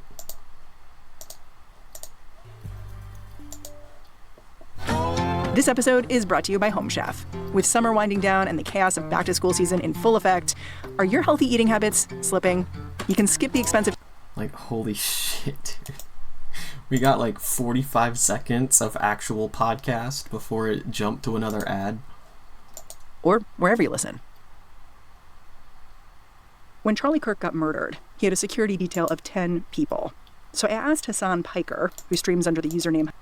I like how she worded that, got murdered. That he was found with bruises on... A 20-year-old man was found hanging from a tree in Mississippi. What happened? A 20-year-old man was found hanging from a tree at Delta State University in Mississippi. However, the cops ruled it as a suicide and said there was no foul play at work. However, his cousin said he was found with bruises on him and broken bones. But the officer that investigated the scene said there was no broken bones or bruises. The same police officer said no threat to the campus exists and said he has his own reasons for believing that, but he didn't imply why. That doesn't make any sense. Shouldn't a deeper investigation be running? When the officer asked about any further injuries, he refused to elaborate further and said this case is still under investigation. But once again, my opinion is it was self-done and I have my own reasons for believing that. But no one believes. Okay. Hassan Abi, if he has his own security. He said he didn't, even though he's had his own alarming moments out in public, like when... Oh shit, this is the girl who debated him and said that his smile was creepy. Put them up for adoption. Hey, pro-life Trump supporters, quick question. Do you have any plan for what's supposed to happen to the children who are now alive because of abortion bans? Because I hear people saying things like, you can always put them up for adoption. But let's actually take a look at the foster care system and what that would be. So in 2023, there were approximately 343,000 children in the foster care system. Of those kids, only 50,000 were adopted. My source, by the way, is the Adoption and Foster Care Analysis and Reporting System, or AFCARS. The AFCARS is designed to serve as a database that keeps track of all the children who are currently in foster care so that they're all accounted for. But you might have noticed.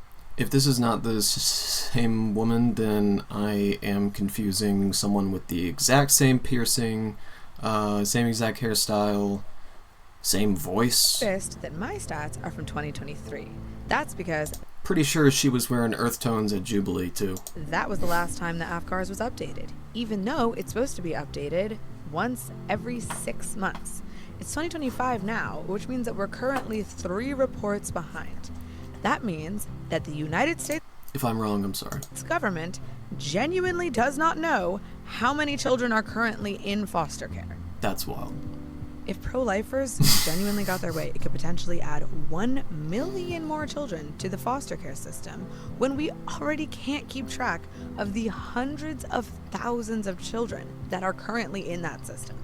But what we do know from the data sets that we have is that about 14% of all kids who are in foster care are going to get adopted. By the way, at least 20% of kids who go into foster care will become homeless at some point in their lives. So statistically, it is more likely for a child who enters foster care to become homeless than to actually get adopted. But Republicans are still comfortable forcing women to have babies that they cannot take care of because they continue to push that adoption is a viable and sustainable option, when it's just not.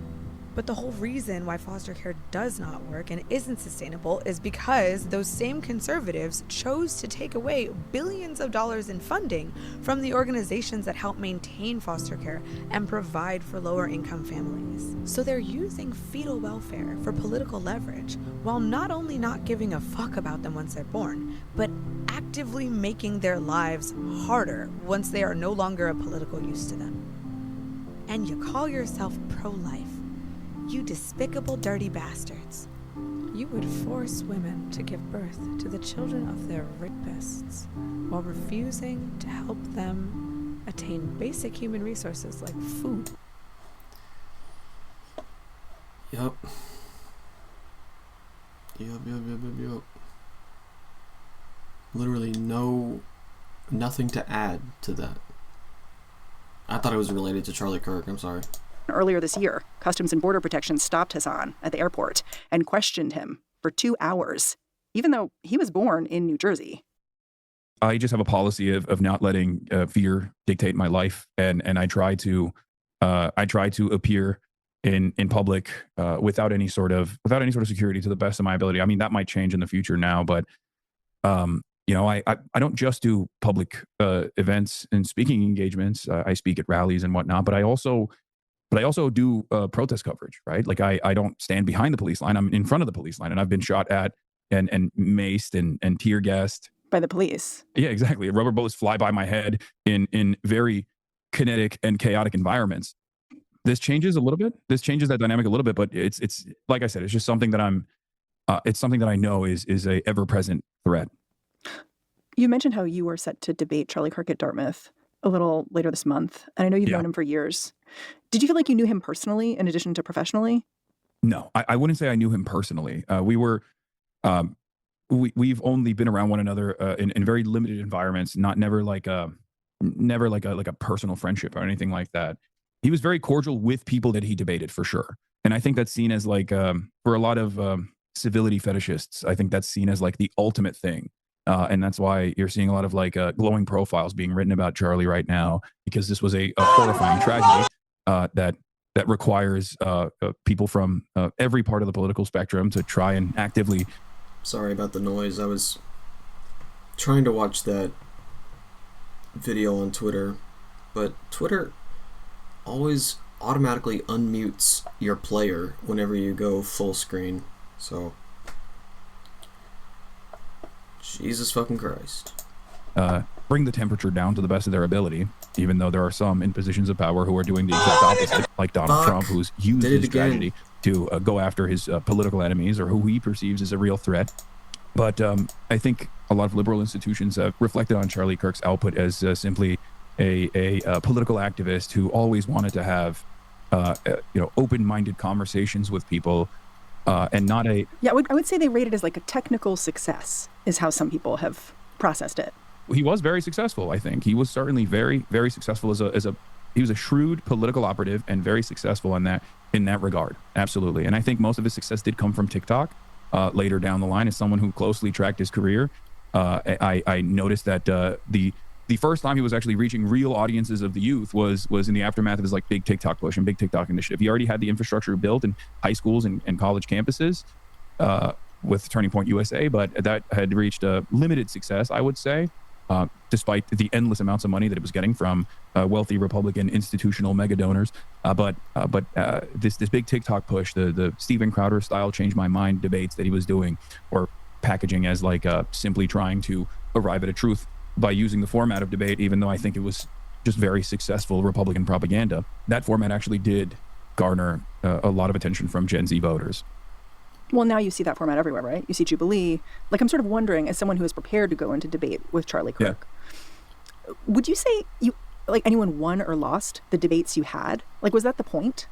To a certain degree, yes. I think I'm not the biggest fan of the debate format in general, because I think there's a lot of limitations to it in terms of one, arriving at the truth, and two, in terms of like truly changing people's minds. But it can be a good starting point for a lot of people. I have this opinion that 40% on either side already have their minds made up. They just want to see their champion, ritualistically humiliate their opponent and the opponent's ideology. But there's 20% in the middle, 10 and 10 on either side, that are in the margins that can be convinced, right? And I think debates are successful for that, to get that 20% on your side. And they're also successful in terms of like teaching your side the appropriate talking points. So it's a modeling kind of thing. Exactly. And I think the structure of debate, especially like quippy one-liners, messaging discipline, and a litany of logically fallacious arguments that you present, that you rationalize in that very moment, make it much easier for, I think, Republicans to dominate in this sphere, which is why it's not an accident that... I mean, some have said this debating format, it incentivizes like just flagrant lying. Like nothing's getting solved in the debate. It's just that people are owning each other, whether they're right or wrong. But it can be entertaining. And like I said, it's entertaining and it's galvanizing. And I think that an earnest back and forth, a real back and forth, especially with a skilled operator, a skilled orator that is championing this cause, can be an eye-opening moment for many. I mean, Ezra Klein at the New York Times wrote this op-ed basically saying Charlie Kirk was doing politics the right way. I can't really tell whether you'd agree with that. I don't. Or whether, I don't. And the reason why I don't is because, again, this goes back to, I think, a blind side that many liberals have, especially institutional liberals have. And I think that the broader readership of the... I just skimmed through that video, and the report said 13 martyrs, and the camera caught 12 of them. Just a horrific video. The New York Times is not even in agreement with Ezra Klein on this one, because I saw some of the comments, and these guys... It was an attack on the beach camps. They're not like, Hasanabi heads or radical leftists or anything. These are the New York Times readership, right? Like, and they were saying, I think it's ridiculous to say that Charlie Kirk's, Charlie, like only focusing on the technical side of Charlie Kirk's machine of political commentary is a disservice to the readership, because I think ultimately what matters most is his political output, and his political output as a political commentator was not moderate at all. I mean, he was using this vast network. Can you think about things that Charlie Kirk advocated for, policies, statements he made, things that you think maybe haven't been highlighted by mainstream media in the wake of his death? A lot of anti-black sentiment, anti-brown sentiment, a lot of anti-immigrant sentiment has not been talked about at all. These are not issues that Charlie shied away from, or he debated those positions pretty vociferously, like openly. This is what he did. Well, he firmly believed in things like great replacement theory. Yes, anti-Islam, of course, as well. He implied that Zohran Mamdani and people like Zohran Mamdani, Muslims, were responsible for 9/11, and then it was a real danger that that now Zoran was going to potentially become the mayor of a city that experienced 9/11. I mean, this is just transparent bigotry, no matter which way you cut it. He rejected feminism too. I mean, as a woman, Yes. like Some of the things that he has said are so gruesome that it feels like it feels bad taste to just like bring up in the immediate aftermath of his horrifying death. But I mean, he was asked straight up in a debate on Jubilee whether or not, if his 10-year-old daughter was raped, if he would force her to carry that pregnancy to term. And he said yes, he would. That is a horrifying worldview to have. It's one that I find morally repugnant, and I think many other people would also agree with that, including Republicans, as a matter of fact. Although it was interesting, I was talking to my 17-year-old son last night, who was like, I don't think that actually Charlie Kirk was that extreme. I think that's terrifying. That says more to me about where the Republican Party has gone than Charlie Kirk. But that's what I mean, and I think it's an abdication of duty from especially like these reputable establishment press operations and newsrooms to leave that up to the readership, or not even leave that up to the readership, but like to basically omit key details. Perhaps the most consequential aspect of Charlie Kirk as a political force is his commentary. After the break, Hassan takes us inside the online spaces he thinks are creating killers, like the man who shot Charlie Kirk. This episode is brought to you by Quince. Fall is about on the idea. Me recommend Quince because Quince makes it easy to terms. Quince.com/what by Saks Fifth Avenue. With the weather getting cooler, if you're like me, you're looking around for a cup. This episode is brought to you by Planned Parenthood, Federation of America. The state of reproductive rights might feel bleak, but the fight isn't over. Abortion access, even now. Some health centers. Planned one should have. The future isn't something that just happened. In fact, last week's shooting. .org/defend. In the aftermath of last week's shooting, many on the far right pushed the narrative that Charlie Kirk's killer must have been from the political left. Before we even knew that Kirk had died, before there was even a suspect, South Carolina Representative Nancy Mace attributed the violence to some raging leftist lunatic. That's a quote. She told reporters on Capitol Hill, Democrats own what happened today. The truth about the shooter turned out to be murkier and weirder. Tyler Robinson, the alleged assailant, is 22 years old. He was registered to vote, but not with either of the two major parties. And he had etched 4 different bullet casings with phrases mostly known by video gamers and the extremely online. Were you surprised by who the alleged shooter turned out to be? No, not at all. More often than not, it is a statistical likelihood that the shooter in the United States of America is going to be a straight white man with indecipherable politics, and that is all too common, I think.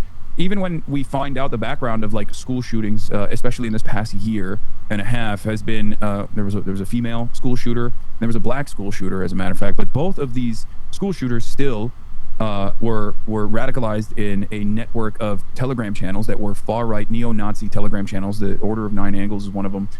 There's this like decentralized network of stochastic terror that is unfolding, and is actually all around the world too. They've had numerous acts of terror in Turkey and in many other places, and they actually celebrate these like other white nationalist shooters.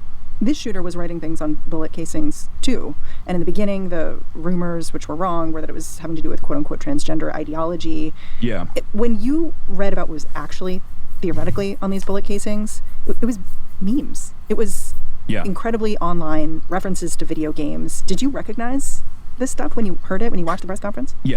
Yes, I did. I recognized all of the references as soon as I read them. One is a Helldivers code. Helldivers is a very famous shooting, very famous game online. Does it tell you anything about the motivations here?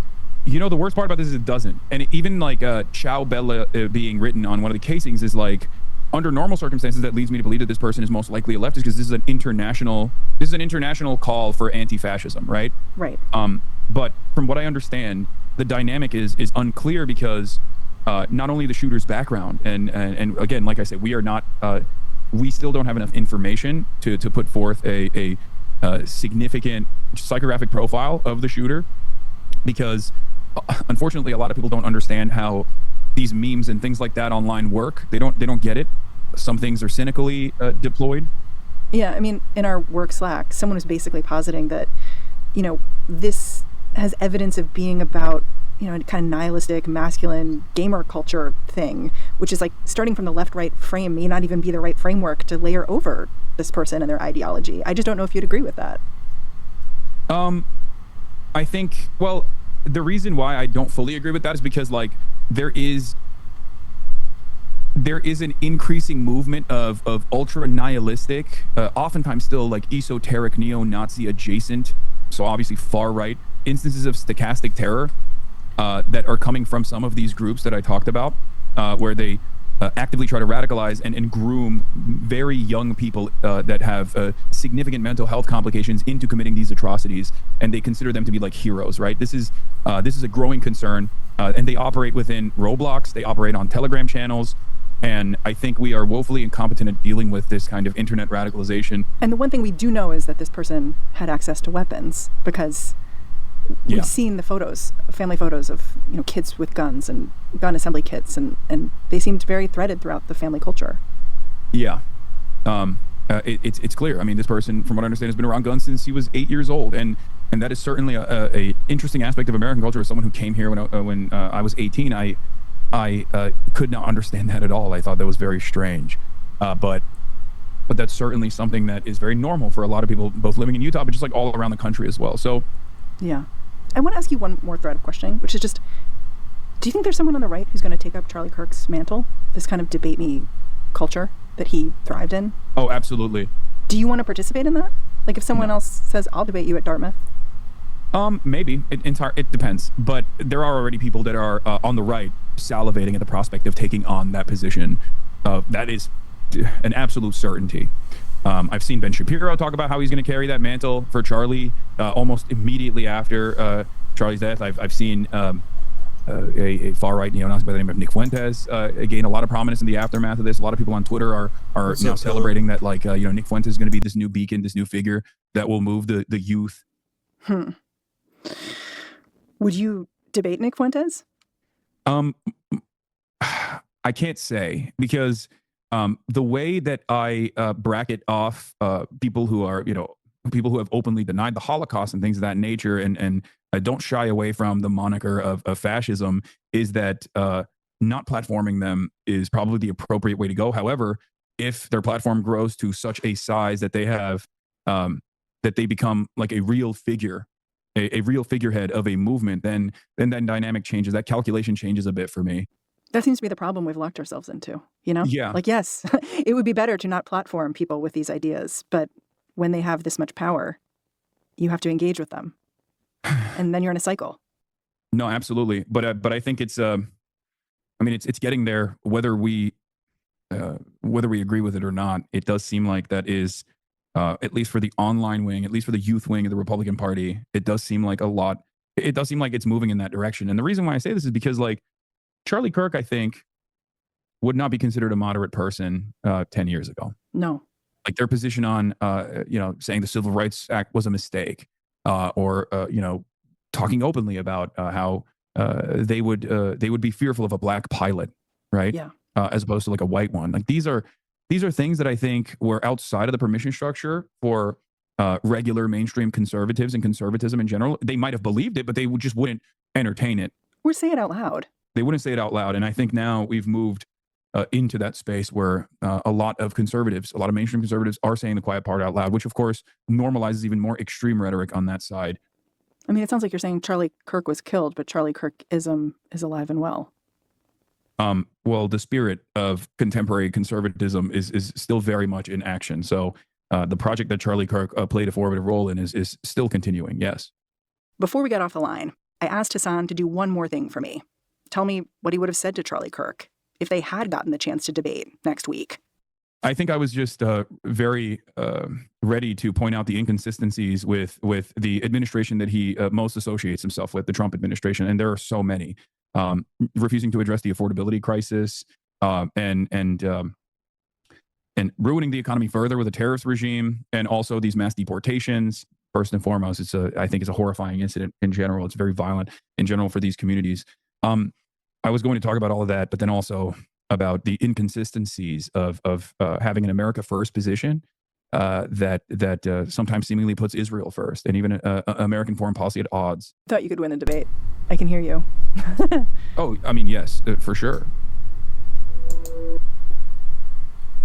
Imagine what kind of world we would have had instead.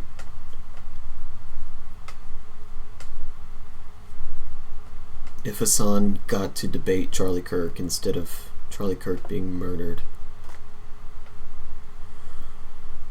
I guess we can just be glad it was Charlie and not Hassan, you know?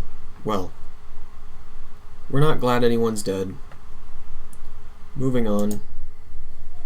Can I please get through this news cycle with my channel intact? God damn. Embrace that shit poster energy, because I got news for you. They don't care about you, what you think, what you feel. I am ready to hear Kyle talk about capitalism. I feel like he doesn't talk about it much on his show, so let's do it. Joe Rogan was just talking about how, you know, when people want to have an ethno-state, it's not a problem, like in Israel, but like as soon as Poland wants to be all white people, it's like he's going full ethno-state, and Kyle is one of the most outspoken against Joe Rogan and the brosphere, and he used to be, he's been on Joe Rogan's podcast before, so anyway. And you need to fight fire with fire. You can't just lay back and play by a different set of rules while they're breaking all the rules. Can they get away with that forever? I really think that this last election broke me in a way. It radicalized me. And, you know, my contention is you can't really defeat right-wing politics with centrism. $200 million ballroom, that's 90,000 square feet at the White House. Do you think that guy is going to leave after 4 years? You think he's thinking of leaving after 4 years? The thing is going to be done in like 4 years. He's going to want to experience it and use it. The best predictor of future action is past action. He already tried to steal the 2020 election. We don't need to guess. Welcome to Doomscroll. I'm your host, Joshua Citarella. My guest is Kyle Kulinski, a YouTuber and political commentator. He is the host of The Kyle Kulinski Show. I mean, I have talked to a number of people who come from a... This is my first time watching Doomscroll, by the way. Cultural background, from comedy, from music, from everything. It seems like no matter what sphere, what vertical, so to speak, to use the legacy media terminology for it, whatever vertical you're in, sports even, all of these things are inevitably driven towards politics in the last few years. It's a product of the brosphere. It's a product of the Rogan sphere. Yeah, they were really the first ones to, you know, feign being apolitical, not interested in that kind of stuff, independent, above the fray. But then, you know, you watch any Rogan podcast within the past 8 years, and at some point he's going on his rant about wokeness being bad. At some point it's the left is crazy, and here's why, let me tell you, and hammering away on culture war type issues as he ironically pretends like he's not all that interested in the culture war. And I think that really opened up the door, and you saw this, a lot of people followed Rogan, right? You have Andrew Schultz, for example, now fancies himself a political podcast. You have a lot of these guys now. I mean, I have written, I wrote a piece in The Guardian a few years ago in defense of Rogan. I've stood up for him in the past. Would you like to apologize now? Andrew Schultz, I have no, well, I think at that time it was correct, and he's maybe made a bit of a turn in the last few years. I've heard you express some opinions about that recently. You famously introduced Bernie Sanders to Joe Rogan. Why have liberals been unable to produce their own successful populist podcast? I mean, you could argue that my podcast might actually fit into that category. Yeah. I do think at the moment, I'm a leftist, but I do think at the moment, if you look at the makeup of the people who watch me, now I'm probably at about 50% people who would self-describe as liberal. Because I think at the moment there's a coming together of liberals and leftists in a way that we haven't seen before, and it's all because everybody's looking at what Trump is doing in the White House, and they're going, anything but this. So a lot of the people who were in the trenches fighting for Hillary in 2016 are now looking around and going, you know what? Bernie was right, the left-wingers were right, the establishment doesn't know how to fight at all. I mean, this guy's back in the White House. Everything they told us that would defeat him was wrong. He's not defeated. And so we got to give this a chance. We got to go. I don't know that it's all that encouraging. If anything, it's ominous that as soon as Trump's gone, we're not going to have any unity. Like, we can only unify when there's literally a fascist leader. The liberals have to let go of capitalism before we can even start to have a conversation about social democracy. Because then it's just like, well, how far do we even go with it, you know? On this right, that's why you see Zoran Mamdani, you know, winning in New York City for the primary. And winning, you know, if you look at the numbers, it's astounding. He won a majority of Jews, even though he was smeared as an anti-Semite. Right? So I think that there's a mass awakening among liberals. So I do think it's fair to categorize, like, I'm a leftist populist, but enough liberals watch me where they would say, you know, that guy represents me. What is your sense of the degree of trust in legacy media right now? Because I feel like a few years ago, maybe if you roll back the clock 4 years, an election cycle previously, that someone, a public figure being smeared as an anti-Semite would be really, really damaging. Easy question. Kyle basically rehearses this point every day on a show. To where they could not win such an extraordinary amount of votes. Yeah. I think legacy media has sort of bottomed out, and they're going to stay roughly where they are. Nobody really trusts them anymore. That's both a blessing and a curse. It's a blessing because you want people to look at independent and new media, but it's a curse because so much of independent and new media is also a cesspool, right? Like, I feel like everybody has an innate skepticism now of mainstream media. Correctly so. They look at it like, I don't know if I trust this. The guy seems inauthentic, wearing a suit, parroting talking points. But to your point, now people have rushed to new media, and they might look at the brosphere and think, oh, these guys are honest and telling me the truth, and they just get totally brainwashed into right-wing garbage. So I've been sort of an equal opportunity hater these days, where my anger is directed both at mainstream media and at new media.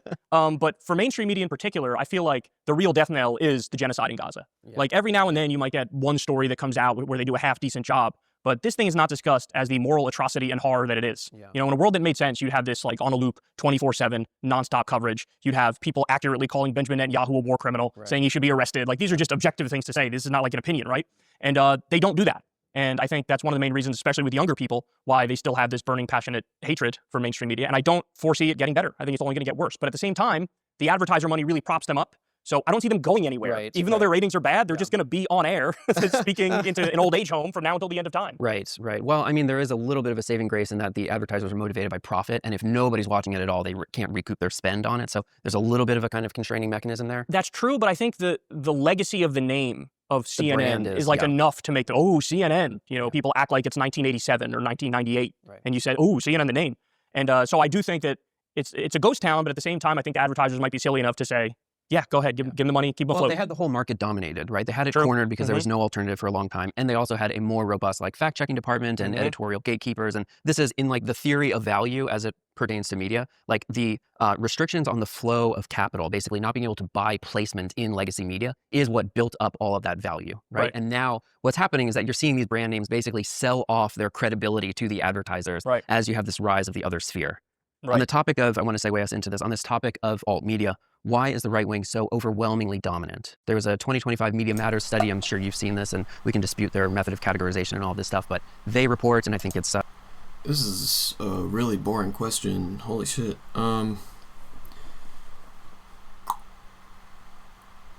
Let's talk about capitalism.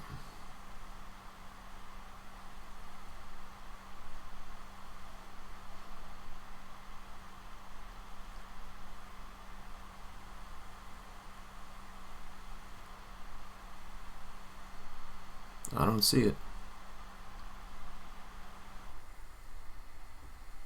Well, let's try the monarchy thing. If it's not under monarchy, I don't know what it would be under. When they would be talking about capitalism, if not under the context of a monarchy. I'm going to read you a quote. We can choose to use this or not. So, Kyle, I know you're a huge fan of Nick Fuentes. You're really into streaming. You love the political content. I'm going to read you this quote. I'd like to hear your thoughts about it. The Cold War ended 30 years ago. Zoomers weren't even alive at the same time as the Soviet Union. Nobody under the age of 30 gives a shit about big government in quotes. This socialism/capitalism dialectic is ancient. It's not just even relevant anymore. That dichotomy simply does not describe the world we live in. This is just boomer anachronism. Young people literally don't own anything and are looking at a life of debt and wage slavery. We are coming... Really interesting lighting, because normally you're not supposed to have your light source behind your subject, but I don't know, with the amount of light, it kind of works. I don't know. Boomer anachronism. Young people literally don't own anything and are looking at a life of debt and wage slavery. We are coming to terms with the consequences of globalization and industrial technological society. Virtually all forms of authentic identity, community, and tradition have been vaporized. This is the world that Zoomers are inheriting, and the old people want us to be concerned about something called socialism, which nobody can even define. Of the things I'm concerned about in my future, big government isn't one of them. We have the biggest government... Nick Fuentes just lives in a fucking basement of his parents' house and doesn't know what the fuck is going on with the world. Why would he have any idea? This is the world that Zoomers are inheriting, and the old people want us to be concerned about something called socialism, which nobody can even define. He's definitely one of those people where he's like, if he can't do something, no one can. It's that kind of hyper narcissism. To think that a floral backdrop for your Nazi show actually makes sense. The dude has so many plants on his set, it's weird. It throws me off. I'm like,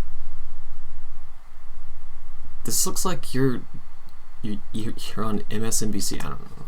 Of the things I'm concerned about in my future, big government isn't one of them. We have the biggest government in the history of the world. How would you even measure the size of government? This is going to go on for a little while.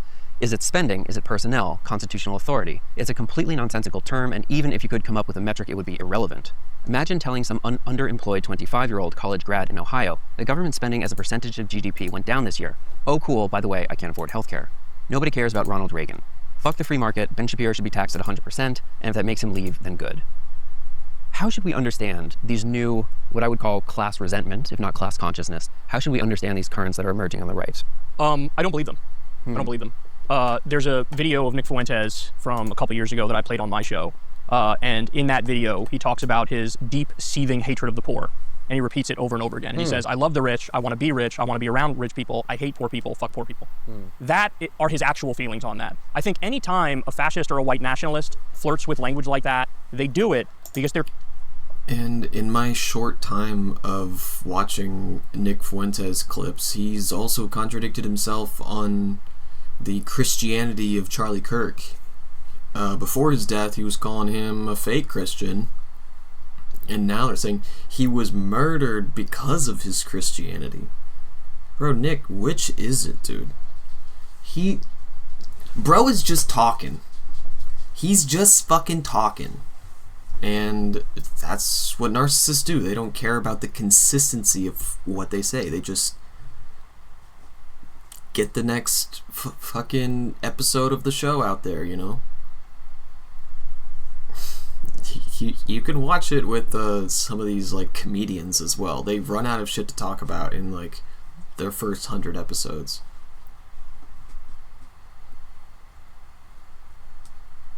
Anyway. Trying to steal the left. Like bad friends with Andrew Santino and Bobby Lee. Bobby Lee was showing up late, like 20 episodes in, because he realized pretty quickly that he was just carrying the show because Andrew Santino is a fucking wet rag of charisma. Left's thunder, knowing that our stance on economic issues is way more popular, and they want to hook them in for their real agenda. And the real agenda is all around race, is all around authoritarianism, is all around religiosity.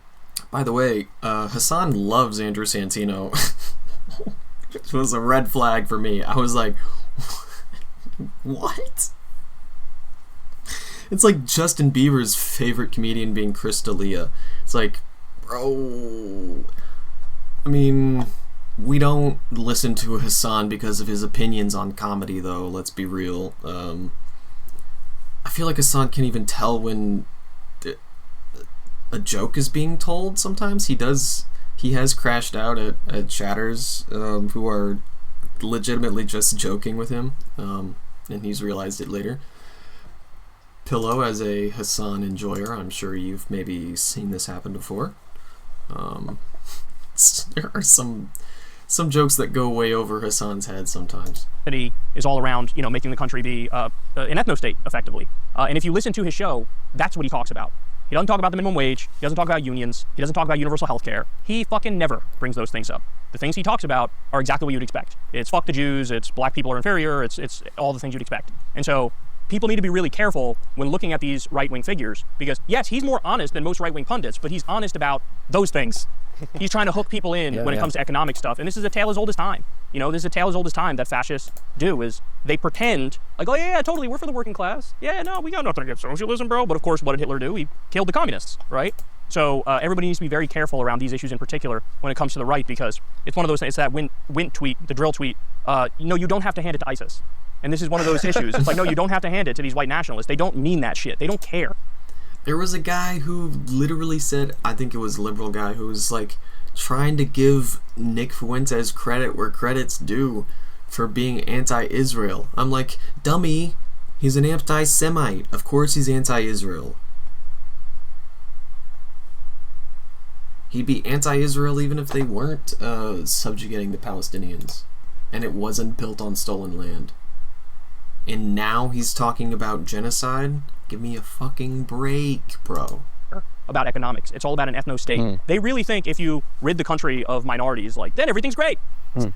You fucking kidding me? What percentage of Wall Street, for example, is white?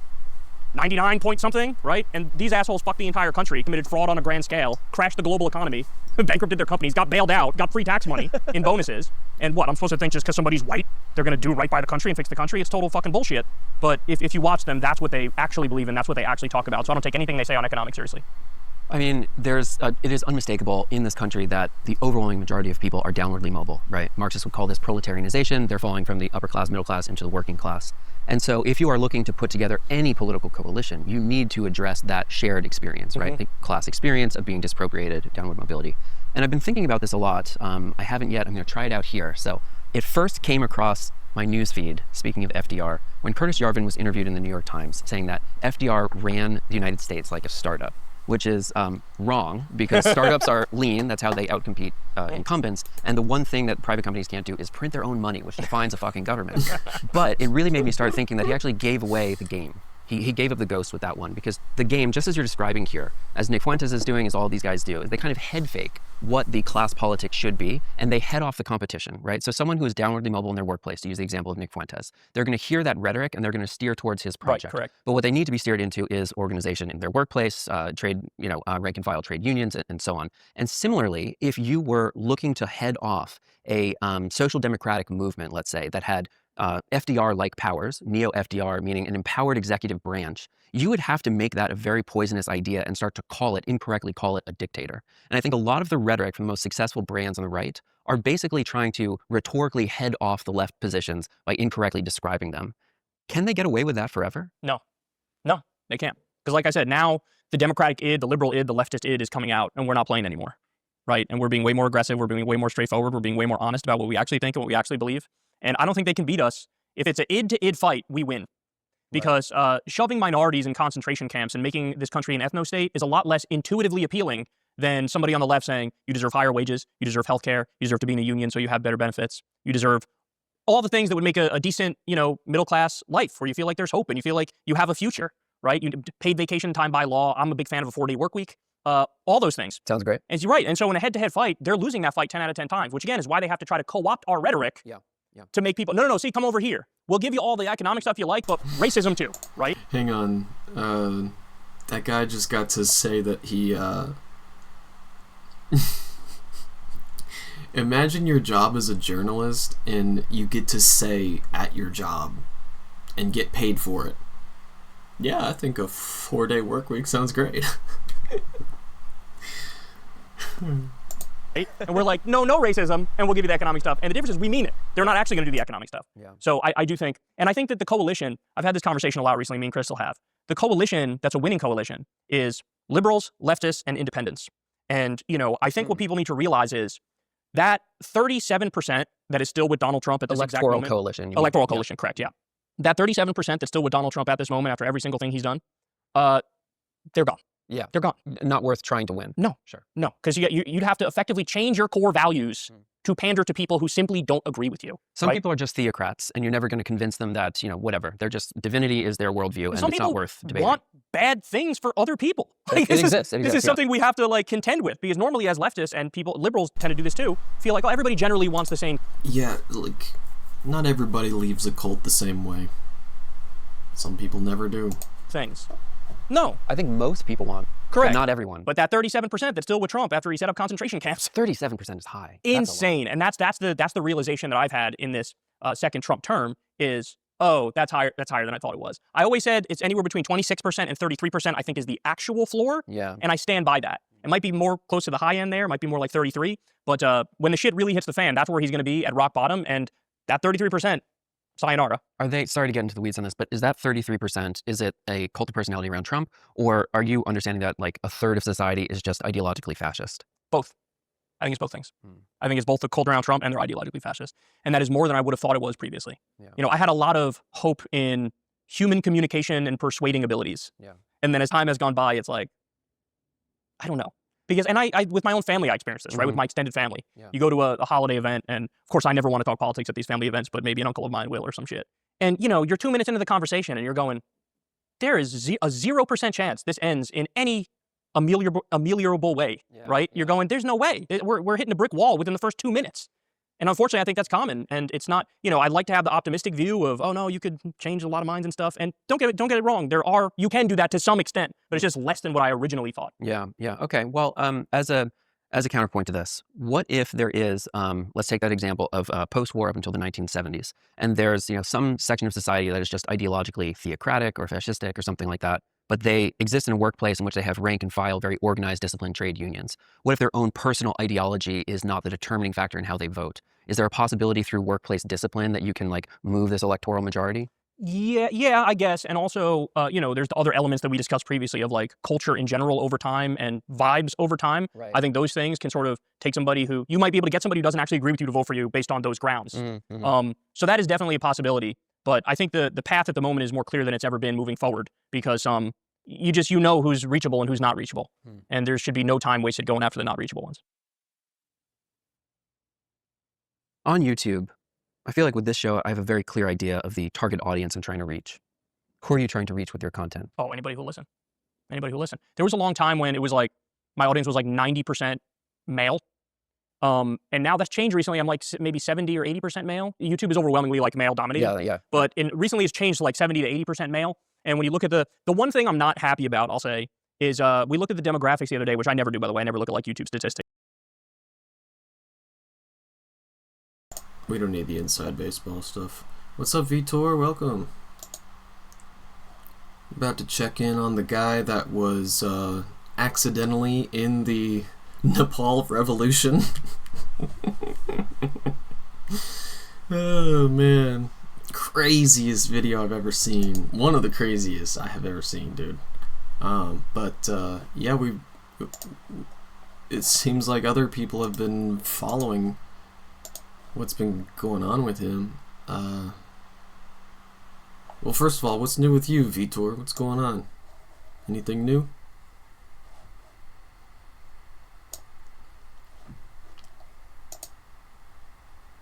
Look at his views. Oh, his video's back up. 26 million views in 8 days, dude. Sheesh.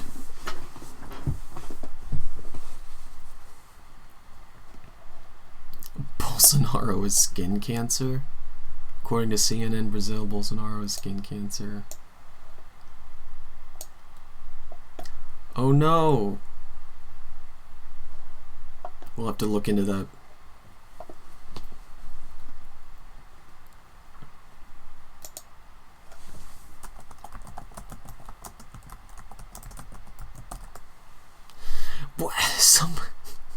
It was trying to finish my sentence, Bolsonaro skin Minecraft. What the fuck?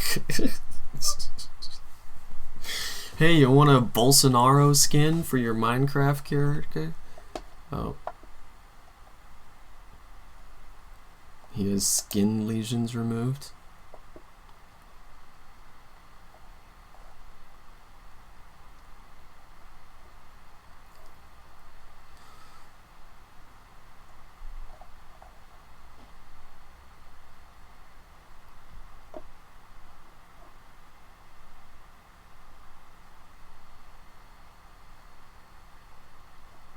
Bolsonaro has faced various health issues since a near-fatal stabbing shortly before his elections in 2018. 8 skin lesions, dude. It's got crazy news in Portuguese.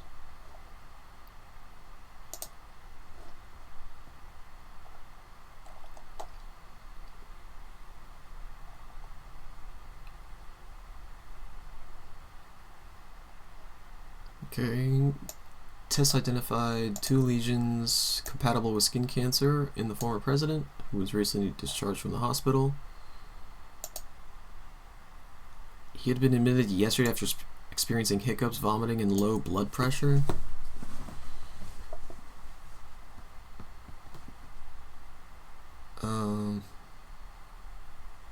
In turn, a report made with biological material indicated the presence of squamous cell carcinoma in situ in 2 of 8 lesions removed.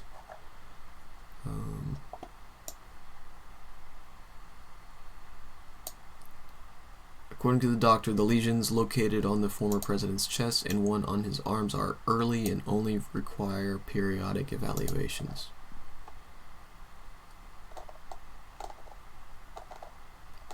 Seems like demons are already trying to drag him to hell already. But,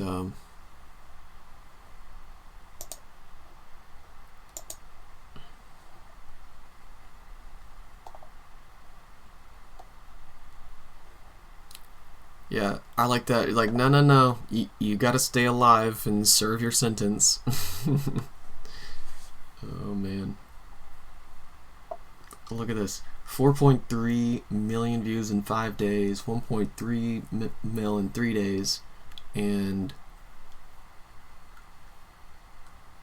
500K in 1 day. I mean, and he's just got him and then the background and then maybe one word in the thumbnail. It's bonkers. Let's watch. Guys, it's not good. I've got some terrible news, and I actually hate to have to make this video. I woke up so angry this morning. He was like accidentally staying longer in Nepal, longer than he thought he would, and now he's starting his video with a flag draped over him and stuff. He's like, I am Nepal. And I tried to do some sound healing this morning to try and get rid of my anger.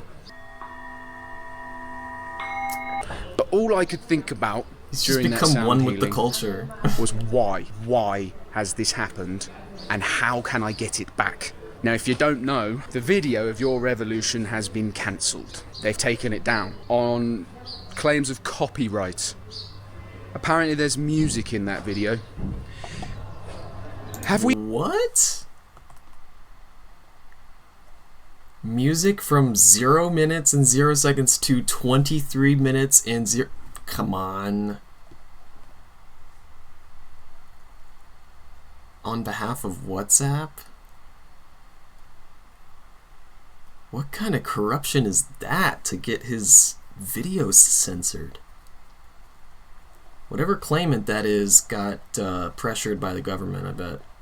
Or whoever was left of the government. Jesus.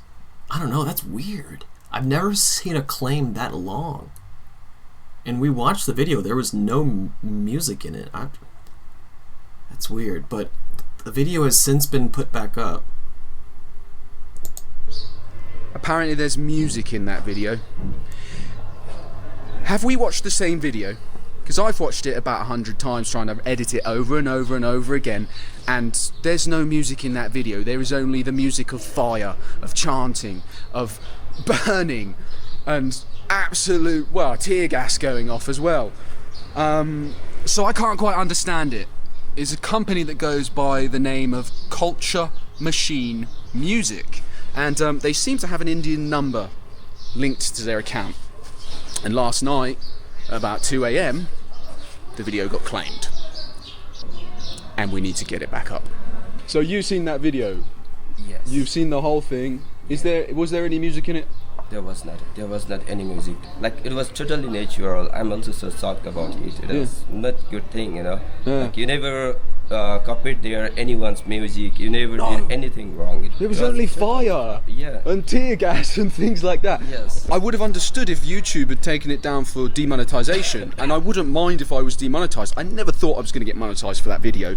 I filmed it, and I thought, you know, the world needs to see it. Like, it's the most insane footage I've ever seen. So I would understand that, and I'd be fine if it goes again without monetization, because this thing is bigger than me. Like, you guys have messaged me being like, why is the video down? Why is the video down? You know, everyone was so happy that the world was actually seeing from a different lens, not from a Nepali lens, from just a random guy who, by a twist of fate, ended up in a protest. And I think that's a real shame. Anyway, the gas down there, as you can see. Fucking hell. Did you get in the fire? Bloody hell, man. They've retreated all the way back there. They've Some of the comments. Never delete this vlog, man. It's our history. Salute to you. Future generations will be watching this video in history classes. You bet your ass. Bro was the last tourist of old Nepal and the first tourist of new Nepal. Shit. You literally saved Nepal's tourism industry. Everybody is thinking about visiting. Everyone thinking about visiting Nepal would think twice after seeing all the chaos. However, after watching your video, a lot of people from around the world have expressed their willingness to visit. Bro booked a vacation. Nepal booked him in history. Slept a tourist, woke up as a reporter.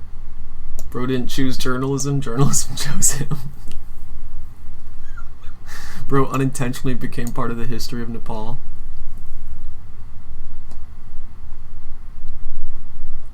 Oh yeah, the guy that said, "Your safety is our concern," while he's fighting his own civil war. Nepalese people have such nice souls. Yeah. I was taken aback by how inviting the people were. Bro just wanted to ride his motorcycle from Thailand to England and accidentally captured a whole revolution. This is the most raw, unfiltered history lesson you'll ever see. That's why it's so important, man. I'm so glad it's back up. But to save from us, not the victory, not the like injury people. So much like corrupted this. Well, this is quite literally insane. They have pushed the police all the way back over this way, all the way down. We'd just come from there where that Skyland lounge is, and now everyone's up here. The journalists have come into the crowds, it seems. The craziest part was the burning of Parliament, though.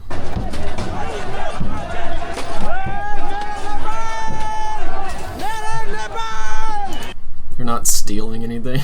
They're not stealing the bikes, they're smashing the bikes. With guitars?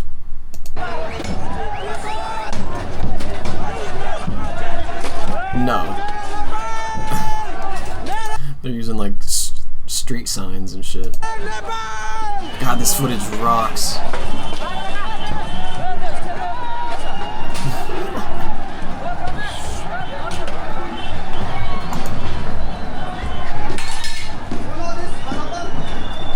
Crazy, man. Oh, you know the youth. Oh, you in Nepal, there's so many leaders, they are so corrupted, and that young is coming and they will do that. I heard, brother. I heard. Nepal government deserves this. Actually, they deserve this. You know, we don't want to do this by our own choice. We are doing this because they deserve it. We can get it. We can. Nepal youth can get it. This is what Nepal is here. People can get it, and we will change Nepal. This is what Nepal. No,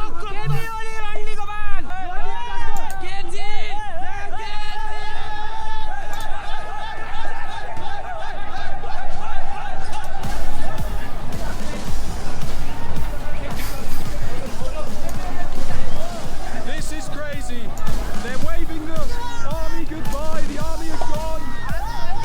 We've got riot police here.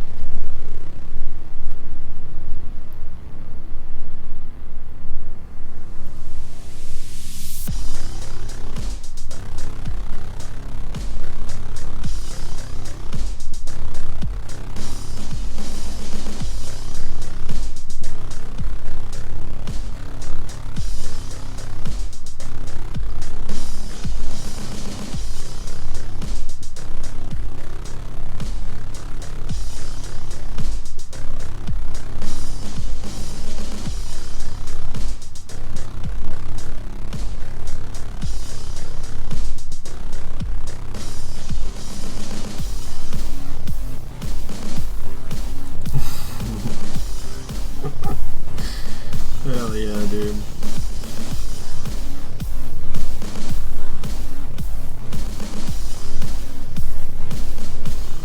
The beat drop landed on that right on time.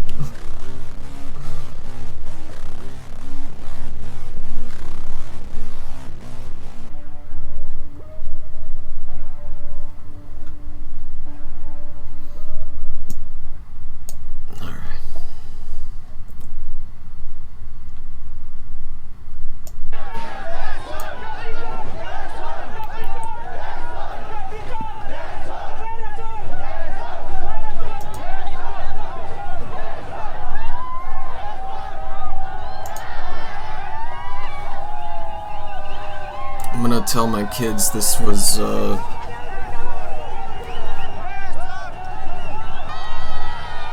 Woodstock.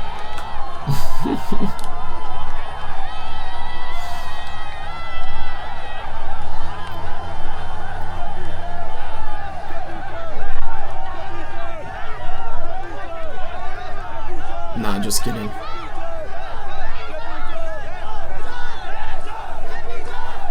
I'm gonna tell them I watched a revolution on YouTube. It's time to leave. I'm shocked at the scenes I've witnessed here today. I have truly witnessed history on a stupid trip from Thailand to England on a fucking moped.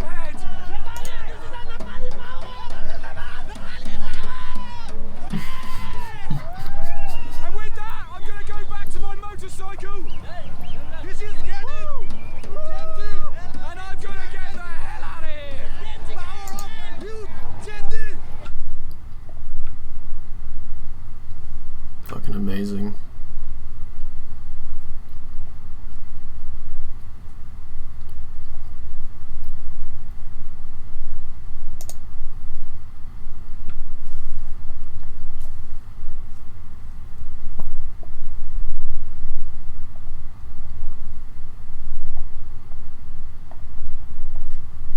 I think that's almost gonna do it for me. Do I want to talk about this? The sexualization of girl groups.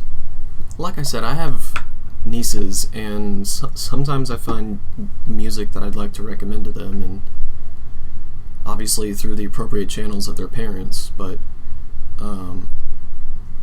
Cat's Eye, this K-pop group, was getting praise for making like a more progressive jeans commercial than Sydney Sweeney, which is like, okay, are we so desperate for a win that we're gonna be like, our corporate advertisement for textile waste essentially is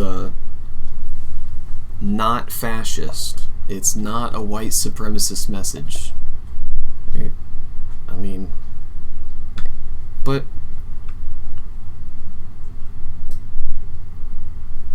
this person, Cheyenne Lin,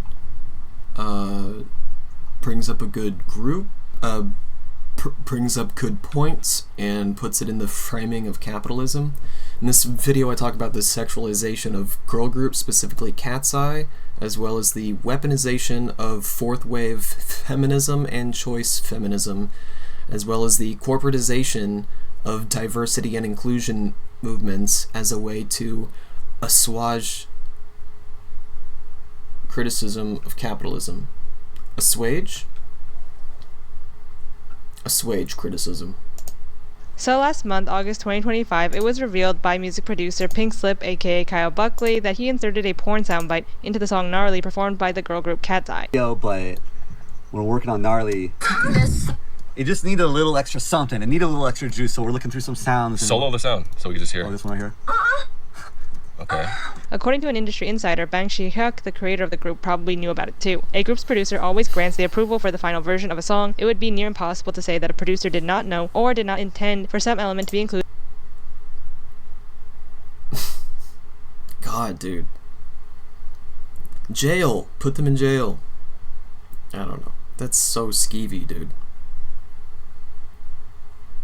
It in a song. In other words, it can be said that there is no way that producer Bang did not know. This set off a wave of discourse about the sexualization of the group, especially since the song includes a minor, Yoon-chae, who's only 17, but who has received around 3 years of K-pop training, meaning she's been in the industry since she was 14. And from fan forums, there's been a myriad of different posts and responses to the group's sexualization, with the majority of fans' consensus being that this gnarly clip went too far, but the way their dress pose, their dance style, and overall look and final product is fine because it's their choice. Look at the way they dress outside of the performances before they join the group. Their body is tea, of course they want to show it off, and look at this clip of Daniela asking for her crop top to be even shorter. And my personal favorite, every other girl group and female performer is doing the exact same thing, what's the problem? But this way of thinking is precisely my problem, at least. It conflates criticism of what Cat's Eye as a thin, mostly light-skinned girl group, essentially a brand or product whose company uses their youth and sex appeal to move merchandise and fast fashion, and ignores the fact that they are a product of a male-dominated Fast fashion, that's the term for like the type of record label clothes and sell, like H&M and shit that just contribute to textile waste. conflates the criticism against the label and their brand